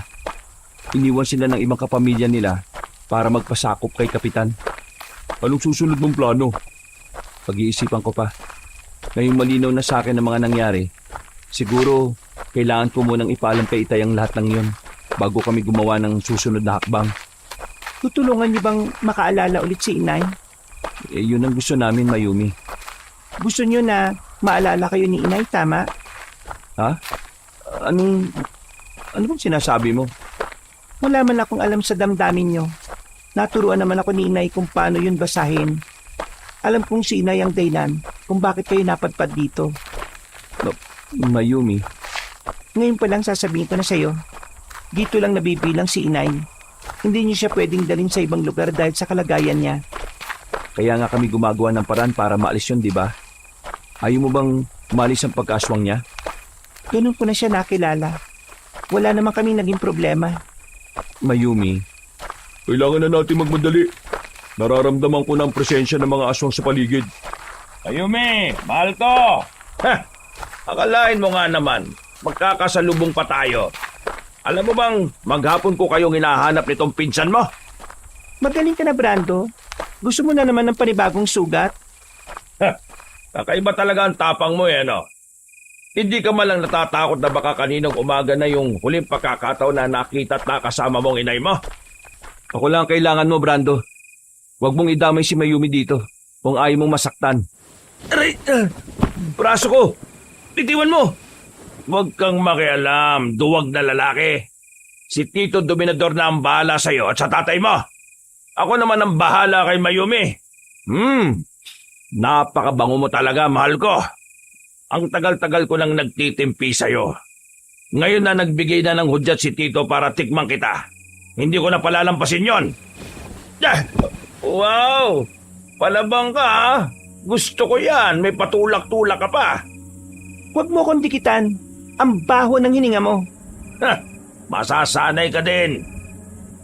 Muli sanang yayakapin ni Brando si Mayumi nang ihampas ko sa kanya ang dala kong buho. Agad siyang napaigik sa kirot. Umusok ang balat niya habang nasusunog. Tuluyang nawala kay Mayumi ang atensyon niya. Hindi siya makanda o gaga kung paano hahawakan ng sugatang likuran. Taray! Ayop kang dayo ka! Anong ginawa mo sa akin? Huwag mo nang lalapitan si Mayumi kahit kailan. Sa susunod, hindi lang yan ang aabutin mo sa akin. Sa bilis ng naging pagkilos ni Brando, hindi ako nakapaganda. Namalayan ko na lang na nakaangat na ako mula sa lupa. Sakal-sakal niya ako at parang papel lang na iniangat sa ere. Mag-iingat ka dahil hindi palalampasin ni Tito mga nangyaring ito. Ikaw na din ang humukay ng libingan yung mag-ama sa baryong ito. Swerte mo lang kung sikatan ka pa ng araw bukas. Pwes, hindi lang libingan namin ang hinuhukay ko, pati libingan ng lahat ng aswang na tulad mo. Hindi ng tulad mo lang ang makakatalo sa amin, dayong duwag. Sa oras na magkaroon ako ng pagkakataong patayin ka, uunahin kong wasakin yung bunganga mo. Pagkatapos dudukutin ko naman ang mga mata mo, saka kita babalatan ng buhay. Maglulumuhod ka habang nagmamakaawa sa akin. Hindi ko alam kung saan nakuha ni Mayumi yung pala na bigla niya na lang pinanghampas sa ulo ni Brando. Hindi pa siya nakontento dahil ilang beses niya yung hinampas sa ulo at sa muka. kahit na nakabulagta na ito. Pinilit kong tumayo kahit hinahabol ko pa din ang paghinga. Gaya ng dati, pipigilan ko sana si Mayumi pero bigla na lang akong napahinto sa pagakbang. Naalala kong hindi nga pala tao si Brando. Ang totoo ay kalaban namin siya at sinubukan niya kaming saktan ni Mayumi. Umatras ako muli. Sa halip ay sinubukan ko siyang panoorin kung paano niya ilabas ang tunay niyang kabaliwan. Sa unang pagkakataon, parang nagustuhan ko ang madugo at nakakarimarim na tanawin yun. Ramdam ko ang tuwa ni Mayumi. Kitang-kita ko ang kasiyahan sa mga mata niya, gayon din sa malalapad niyang ngiti. Tadtad man ng dugo ang muka at damit, pero para bang mas gumanda pa siya lalo sa paningin ko. Yung kasi ang unang beses na nakitaan ko siya ng emosyon, Kabanong. At marahil tulad niya, may satisfaction din akong nararamdaman sa tuwing lalapat ang matigas na bagay na yon sa katawan ng aswang. Hindi ko lang inaasahan na ibaon niya ng tuluyan ng dulo nun sa leeg ni Brando. Para akong natauhan sa sandaling kabaliwan na humiwalay ang ulo ng lalaki sa kanyang katawan. Gumulong pa yun sa paanan ko. Nang huminto, ay diretsyong nakatitig sa akin ng dilat na dilat at namumulat ng nilisik niyang mga mata. Nakailang beses akong napalunok ng sariling laway. Nang tingnan ko ulit si Mayumi, ay ang laki pa ng pagkakangisi niya. Wow, sobrang sayo nun, di ba? Kumusta ang leeg mo? Patingin nga. Okay naman na. Pulang-pula. Kitang-kita kahit madilim. Wala yan. Mawawala din yan. Sige, gagamutin ko na lang pag-uwi natin. Napatay mo siya, Mayumi. Oo, kaya kailangan na natin maganda. Sigurado kung susugurin tayo ni na kapitan at papatayin. At mukhang okay lang sa'yo. Okay sa akin dahil magagawa ko silang patayin. Hindi na ako makapaghintay. Paano kung masaktan si inay o kami? Hindi masasaktan si inay o kahit kayo dahil hindi ako papayag. Mayumi, natsambahan mo lang si Brando. Pero hindi mo ba nakita kanina? Halos hindi ka makalaban sa kanya nung sinubukan kanyang saktan. Paano kung mas malakas pa si Kapitan kesa sa kanya? Di hamak naman na malakas siya. Siya ang pinuno nila eh. Yun naman pala eh. Hindi dapat tayo magpadalos-dalos dahil baka buhay ni inay o tayo ang maging kapalit. Hahanap ulit ako ng tiyempo para mapatay si Kapitan. Siya lang ang kailangan natin patayin para matapos na ang lahat ng ito. Ha? Anong sinasabi mo? Hindi mo ba naintindihan ang sinabi ng matatanda kanina? Alamin ang ugat ng problema at dun simula ng solusyon. Oo, pero... Teka, tama ka nga, no? Halika, sama mo ko sa ilog. Kailangan kong alisin ang mga dugo. Hindi pwedeng makita ni inay. Hindi, ayoko. Bakit? Ang ibig kong sabihin, nandyan naman si Teroy. Siya na lang ang magbabantay sa'yo. Teka, wag mo kong hilahin, Mayumi. Teka! Sandali lang ako. Samahan mo na ako. Ganun na lang ang pagpigil kong huwag siyang tingnan habang nasa ilog. Kahit habang pauwi kami, sa daan lang nakatutok ang mga mata ko.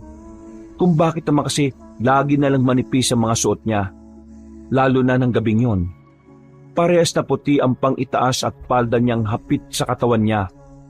Kabaliktaran ng malamig na panggabing hangin ang nangyayari sa katawan ko. Mabuti na lang at narating na namin ang bahay. Pinauna ko na siyang pumasok sa loob habang nanatili muna ako sa labas para magpahangin at magpakalma. May ilang minuto na akong nakaupo nang may maramdaman akong pagkilos sa paligid. Ilang pares na mga mapupulang mga mata ang nakita ko sa paligid ng igala kong paningin ko. Kung hindi ako nagkakamali, nakapalibot sila sa bahay. Pasok ka na sa loob. Tay, alam mong delikado dito sa labas. Kahit may protection ka, hindi garantiya yan na hindi ka nila masasaktan. Oo, sige ho. Si Inay, kumusta ho? Maayos na siya. Nagising siya kahapon. Humihingi ng tawad. Ang totoo niyan, anak, Ang lalim nun, Tay, ah. May problema po ba? pinapalis niya na tayo dito, anak. Tay, may ideya na ho ako sa nangyari kay Inay. Talaga? Ano ang tunay na nangyari sa inay mo? Tama ko, hindi ba? hindi niya tayo kinalimutan na lang basta.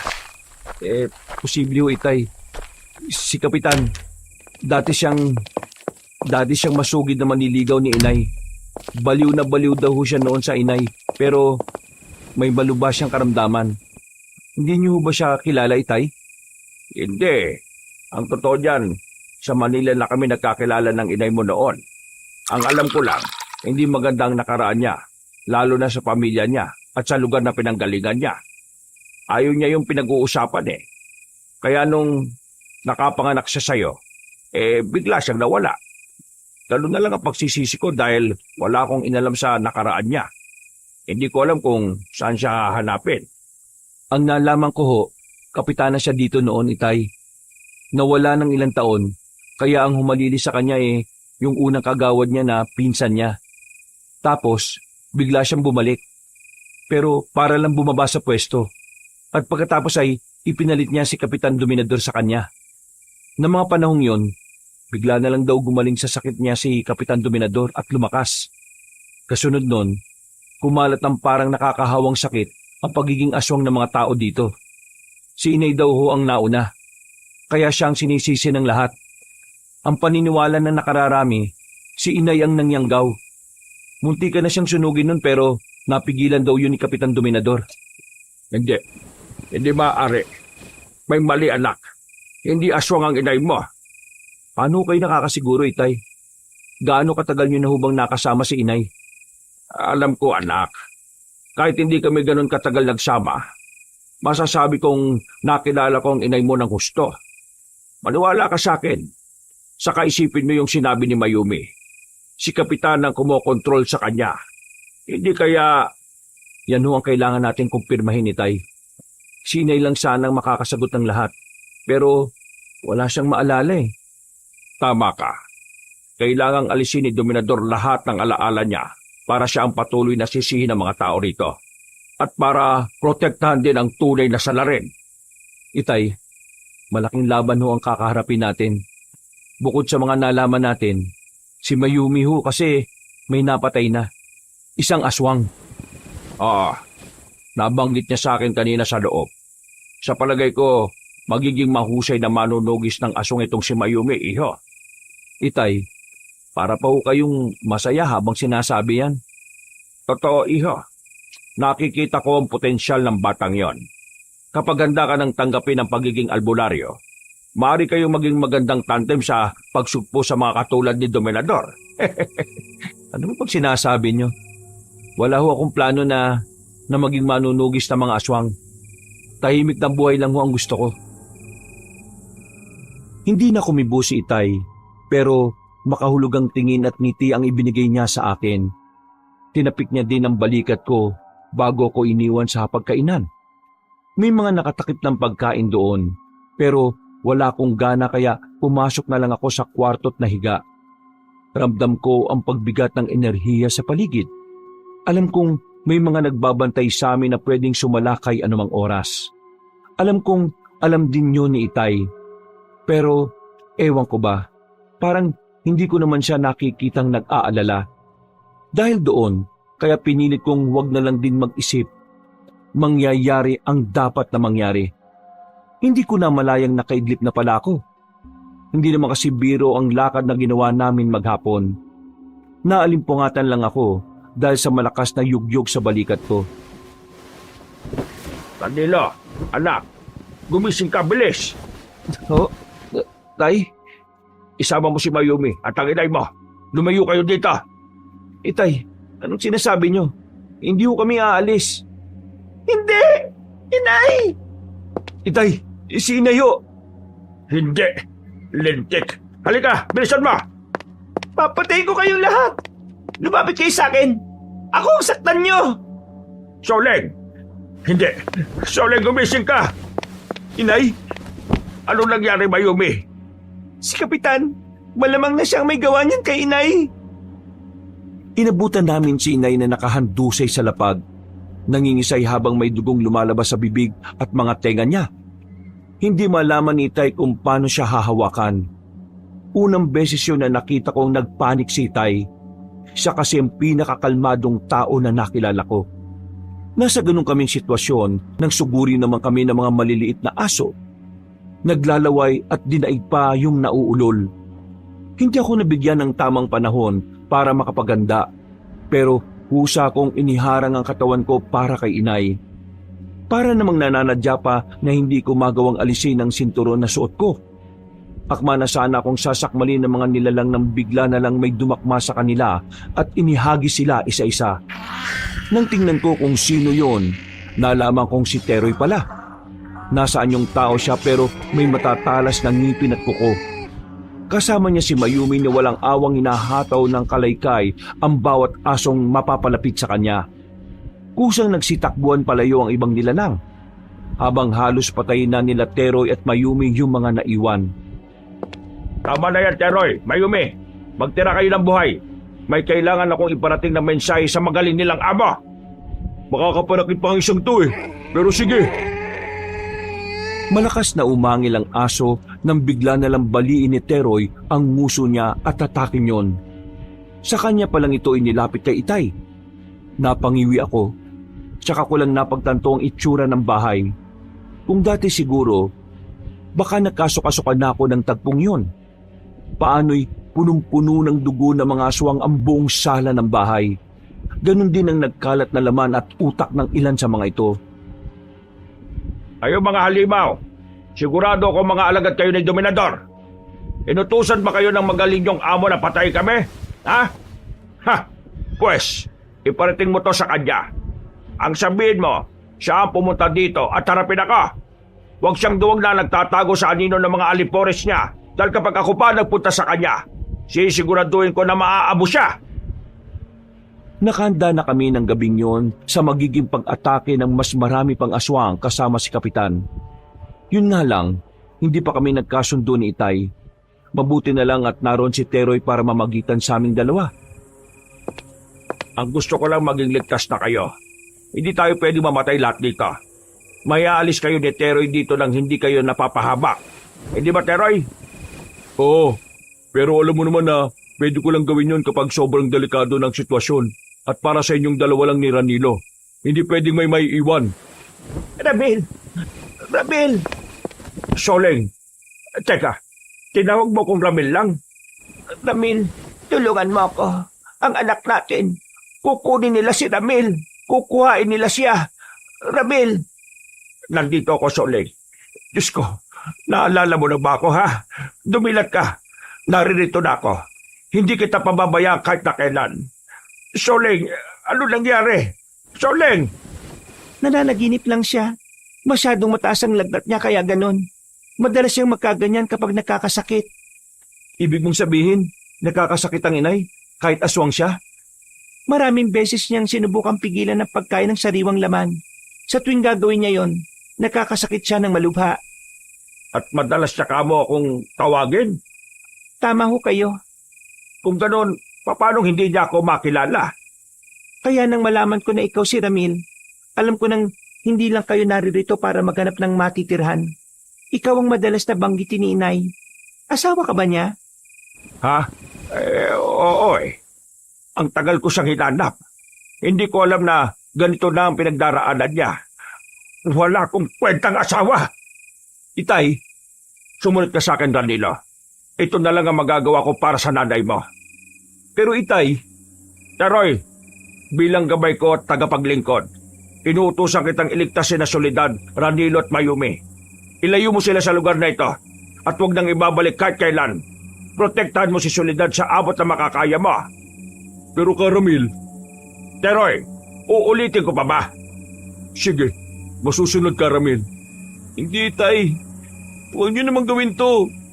Pwede naman tayong lumaban. Wala kasiguraduhan ko magtatagumpay tayo. Kapag naialis na kayo ni Teroy dito, yun ang sigurado ako. Bakit hindi na lang tayong umalis lahat, Itay? Kesa nagbabangayan tayo dito. Umalis na ho tayo. Sumama kayo. Hindi. Kailangan kong harapin si Dominador sa lahat ng ginawa niya sa inay mo. Itay, wala nang ibang mahalaga ngayon kung hindi ang magkakasama tayo. Nangyari na hong nakaraan. Hindi ba mas mabuti kung aalis tayo ng magkakasama at magsimula ng bagong buhay? Hindi mo ko naintindihan, Ranilo. Sige na, umalis na kayo. Tena Ranilo, sundin na lang natin ang nais ng itay mo. Hindi natin siya pwedeng suwayin. Maigpit akong niyakap ni Itay noon at saka tuluyang iniwan. Sa akin niya ibinigay ang walang malay na katawan ni inay. Hindi ako makapaniwala na ganun kadali lang siyang magdesisyon na ialay ang buhay niya. Kahit anong unawa ko, ang nangingibabaw sa isip ko noon ay mga katanungang tulad ng hindi ba ako mahalaga sa kanya para gawin niya yon. Ang akala ko'y mahal na mahal niya si inay, pero bakit iiwan niya kung kailan nahanap na niya? Hindi ko alam kung anong klaseng orasyon ang ginawa ni Teroy, pero nang lumabas kami ng bahay at maglakad palabas ng baryo, ni isa sa mga aswang na pagala-gala ay hindi kami pinakialaman. Alam ko na nakikita nila kami, pero parang natural lang ang lahat. Ako ang may bitbit kay inay at malayo ang nilakad namin. Pero hindi ko naramdaman ang pagod. Mas lamang na para akong nakalutang. Hindi matanggap ng isip ko na yun ang huling beses na makikita ko si Itay. Nang makalampas kami sa arko ng baryo ay marahang kong inilapag si inay sa malinis na damuhan. Naroon naman si Mayumi para humalilis sa akin. Oh, saan ka pupunta? Bantayan mo silang maigi, Teroy. Babalikan ko si Itay. Ano? Teka muna. Hindi mo maaaring gawin yan. Pwede ba? Sundin mo ang utos ko? Gabay din kita, di ba? Oo, pero mas may otoridad si Caramel kumpara sa'yo. Ano? Hindi totoo yan, Teroy. Ikaw ang nagsabi noon, walang nakakalamang sa amin ni Itay. Sinabi ko lang yun dahil yun ang sabi ni Ramil. Dahil umaasa siya na baka yakapin mo ang pagiging albularyo kapag naging patas ang trato ko sa inyong dalawa. Kapag nakukuha mo ang kaparehong gabay na naibigay ko sa kanya. Ano? Pero kung tutusin, hanggat hindi ka nagiging ganap na albularyo, hindi mo ako magiging gabay ng tuluyan. Kaya hindi ako makikinig at susunod sa iyo ngayon. Pwes bahala ka. Ligtas naman na sina Inay at Mayumi. Babalikan ko si Itay. Hindi ko maatim na mabuhay na may dalang guilt sa dibdib ko. Ako ang dapat na naroon kasama si Caramel. Ako ang gabay niya na dapat pumrotekta sa kanya. Kaya dito ka lang. Antayin mo kami. Ipinapangako ko sa iyo. Ligtas na makakabalik si Caranilo. Hindi na ako nakapagsalita pa dahil lumipad na siya ng tuluyan. Naiwan ako napapaisip at nababahala. Lulugo-lugo akong lumapit kina Inay at Mayumi. Pasalampak akong naupo sa lapag. Tulala sa mahabang daan papunta sa baryo. Hindi ka na aalis? Hindi na. Dito na lang ako. Maghihintay. Umaasa ka na babalik sila? Oo. Kapag nangako si Teroy, tinutupad niya. Kailangan ko ang Itay. Ngayon pa lang ako makakabawi sa lahat ng sakripisyo niya para sa akin. Kaya hindi siya pwedeng mamatay. Anong mangyayari kapag namatay siya? Hindi ko alam. Ang inay, kanina pa siya sobrang lamig. Normal lang ba yon? Malamig? Pero hindi ba mataas ang lagnat niya? Mainit siya kaninang nilapag ko siya. Kabaliktaran na siya ngayon. Ano? Sandali nga, kakapain ko siya. Aba, oo nga no. Bakit para siyang nagyayelo? Yung labi niya, nangingitim na din. Anong nangyayari? Sandali, wala siyang pulso. Hindi maaari ito. Lumayo ka. Higa natin siya ng maayos. Isi-CPR ko siya. Kunot noong lumayo si Mayumi sa amin, kabanong. Ako naman, hindi mapigilang panginigan ng kamay habang isinasagawa ang pagsi-CPR kay inay. Napakatigas na ng katawan niya. Halos wala na siyang pinagkaiba sa isang bangkay. Hindi ako huminto sa pagsubok na buhayin siya. Halos maghalo-halo na ang pawis, luha at sipon ko noon. Iisa lang ang tumatakbo sa isip ko. Walang pwedeng mamatay sa pamilya namin. Hanggang sa kusa na lang sumuko ang katawan ko. Hindi ko na kinaya. Ayaw pa ng isip kong huminto pero bumigay na talaga ang katawan ko. Napalood na lang ako at napayukyok sa mga tuhod ko. Isa akong psychologist pero hindi sa lahat ng oras kaya kong kontrolin ang emosyon ko. Tao lang din ako at may kahinaan. Gaya ng sandaling yon. Habang tinititigan ko ang walang buhay na katawan ni inay, wala akong magawa kung hindi ang umiyak na lang. Umiiyak ka ba dahil patay na si inay? Ano bang nararamdaman mo? Matinding lungkot at panghinayang. Hindi niya man lang ako nakilala bilang tunay niyang anak. Ikaw, Mayumi, sabihin mo, may nararamdaman ka ba ngayon? Meron. matinding galit. Gusto kong pumatay. Gusto kong patayin si Kapitan. Paubayan na natin kina Itay at Teroy ang tungkol doon. Dapat sumama ako sa kanila. Pero ayos na din. Napatay ko naman si Brando. Sumapit ang umaga hanggang tanghali. Hindi pa rin nakakabalik si Itay at Teroy. Hindi namin namalayan ni Mayumi na nakatulog na pala kami habang naghihintay. Nakasandal kami sa isa't isa ng magkatalikuran. Pagdilat ko ay sumalubong sa akin ang sikat ng araw. Iginala ko ang paningin ko. Nalaki ang mga mata ko nang matanaw na wala ng katawan ni Inay sa kinahihigaan nito. Nagpapahinga ka pa dapat, Soleng. Hindi mo ako dapat inalala. Ayos lang ako. Ano bang ayos ka dyan? Tingnan mo nga at sandabakbak ang sugat mo. Ang lalalim pa. Paano kung ma-infection yan? Talaga Halika, magpahinga na lang muna tayong dalawa dito. Gusto kong sulitin ang mga sandaling tulad nito. Itay? Inay? Ay, gising ka na pala, Ranilo, anak. Nako, ang dami kong pagkukulang sa iyo, bata ka. Hindi ho ba ako nananaginip lang? Buhay ho kayong dalawa? Pero Magtatanong ka na naman. Halika nga dito at yakapin mo kami ng inay mo. Alisin mo na muna yung mga katanungan sa isip mo, ha? Totoo kami at magkakasama-sama pa tayo gaya ng nais mo. hindi na ako nag-aksaya ng oras, Kabanong. Mabilis akong lumapit sa kanila at niyakap sila ng maigpit. Wala na akong pakialam kung panaginip man yun, basta ang mahalaga ay nakasama ko sila. Mayumi, tatayo ka lang ba dyan? Halika dito, sumama ka sa amin. Pamilya na tayo. Pamilya? Ibig bang sabihin, hindi ko na pwedeng mapangasawa si Ranilo? Ano? Gusto ko si Ranilo, Inay. Akalain mo nga naman, no? Nako, Mayumi, wala pang naging nobya itong si Danilo ko. Pihikan kasi. Itay, ano ba kayo? Oy, bakit ba? Pwede naman kayo nitong si Mayumi. Sabi ko nga sa'yo, magiging mahusay kayong tandem. Tandem? Gusto ko yun, Caramel. Anong karamil?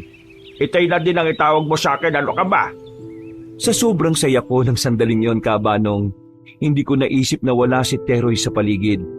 Saka ko na lang siya nagawang itanong kay Itay na makahanap na kami ng masasakyan at magyaya na sila para tuluyang lisanin ang lugar na yon.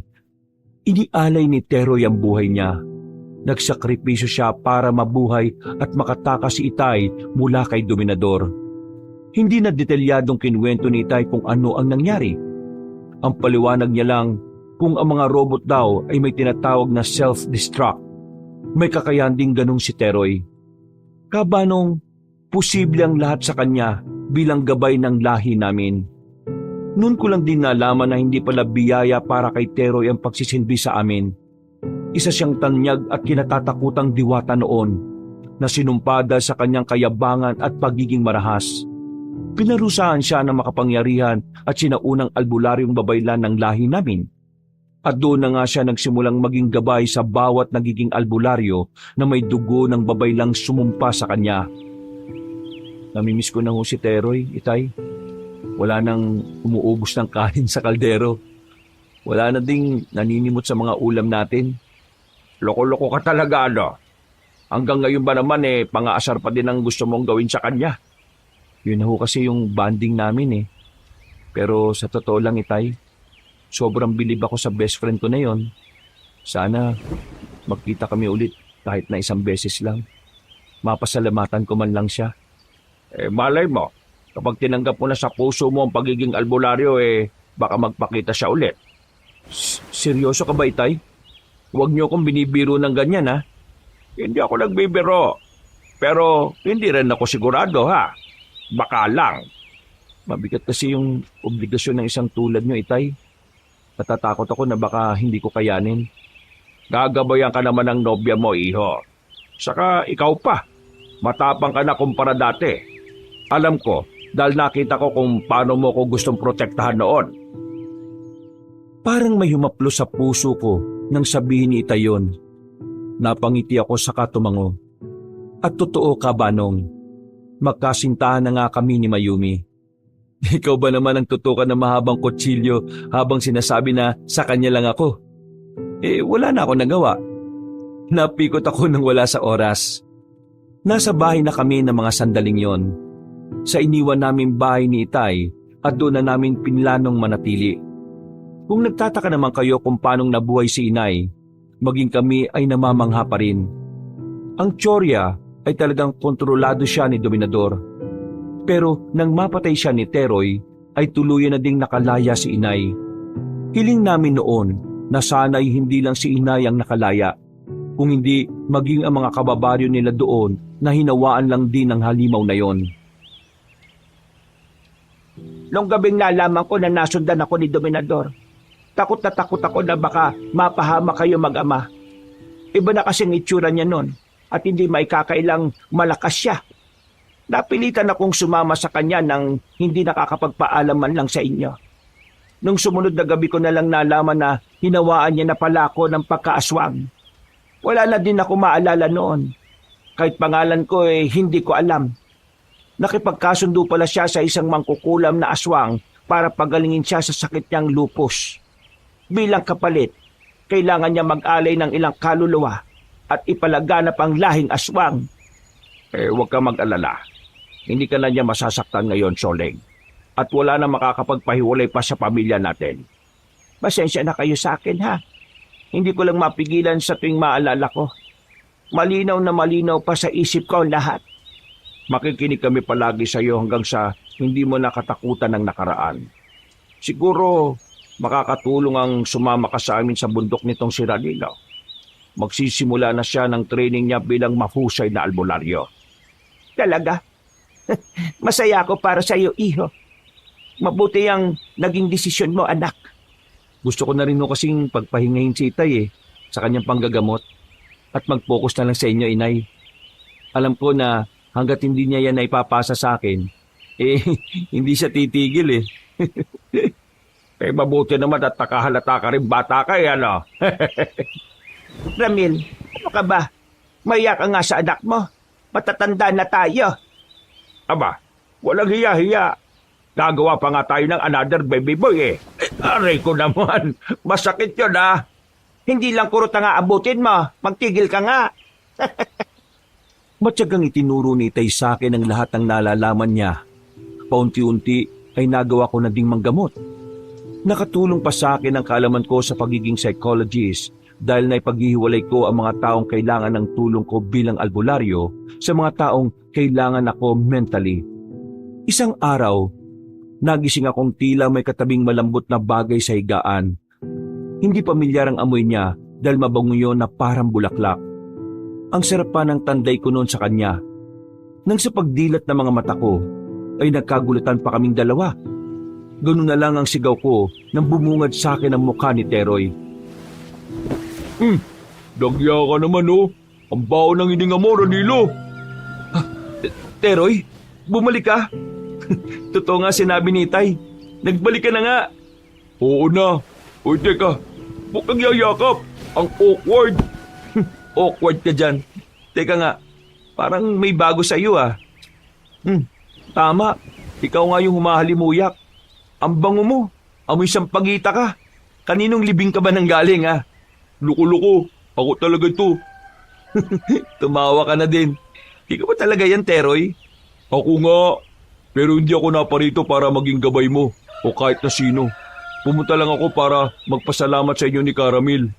Kung hindi dahil sa pagsasakripisyo ko, hindi matatapos ang sumpa sa akin. Kailangan ko lang palang ialay ang buhay ko ng bukal sa puso ko. Masyado na kasi kayong napamahal sa akin kaya ganun. Hindi ka na rin ba aswang? Hindi na. Ibinalik na sa akin ang pagiging diwata ko. Huwag ka mag-alala. Bibigyan kita ng access para makapunta sa mundo ko. Hindi ka lang pwede magtagal dun Teroy, masaya ako para sa iyo, brother. Kaya mo na ngang yakapin kita. Oo na, sige na nga. Malalaking tao Oo nga pala. Pwede bang humiling? Ano? Uy, hindi ako genie Saka wala akong mga ginto o diamante. Hindi yun. Baka lang kaya mong gawin. Uy, sige, ano ba yun? baka pwede mong gawing normal si Mayumi. Ano? Hindi ko marinig, lakasan mo konti. Baka kako, kaya mong gawing normal si Mayumi. Kahit konting pandama lang. Alam mo yun? Ah, ganun ba? Oh, Mayumi, okay lang daw ba sa'yo? Mayumi? Pag-ikot ko, ay nakita ko si Mayumi sa gilid ng higaan. Naniningkit ang mga mata habang nakatitig sa akin. Nanlaki naman ang mga mata ko nang hawakan niya ang sinturon at iniikot yon sa palad niya. Ilang beses pa akong napalunok bago bumuelong magtago sa likuran ni Teroy. Mga kabangers, mga kayanggaw, kabanong puli. Bago po tayo magwakas, magpapasalamat po muna ako sa inyo sa pakikinig nyo sa ating kwento ngayong araw na ito. Pero kung medyo nabitin po kayo, inaanyayaan ko po kayo na dalawin yung mga iba nating channel yung Pamela Clamil at syempre yung bagong-bago natin na Kabanong version 2.0 kung saan po may mga moving images na po doon kaya may mapapanood na rin kayo. At syempre, may mapakikinggan pa rin kayo mga may music at effects na narration. Kaya mas lalo itong pinaganda. Kaya kung magugustuhan nyo po yung mga kwento natin sa dalawang channel na ito, kung maaari lang po ay mag-subscribe na po kayo at pindutin nyo rin po yung notification bell para lagi po kayo nanonotify pag may mga bago tayong mga videos. Lalong-lalo na po dito sa Pamela Clamil kasi kokonti pa lang po yung mga subscriber doon At dito po sa bagong-bagong channel natin na Kabanong version 2.0. Asahan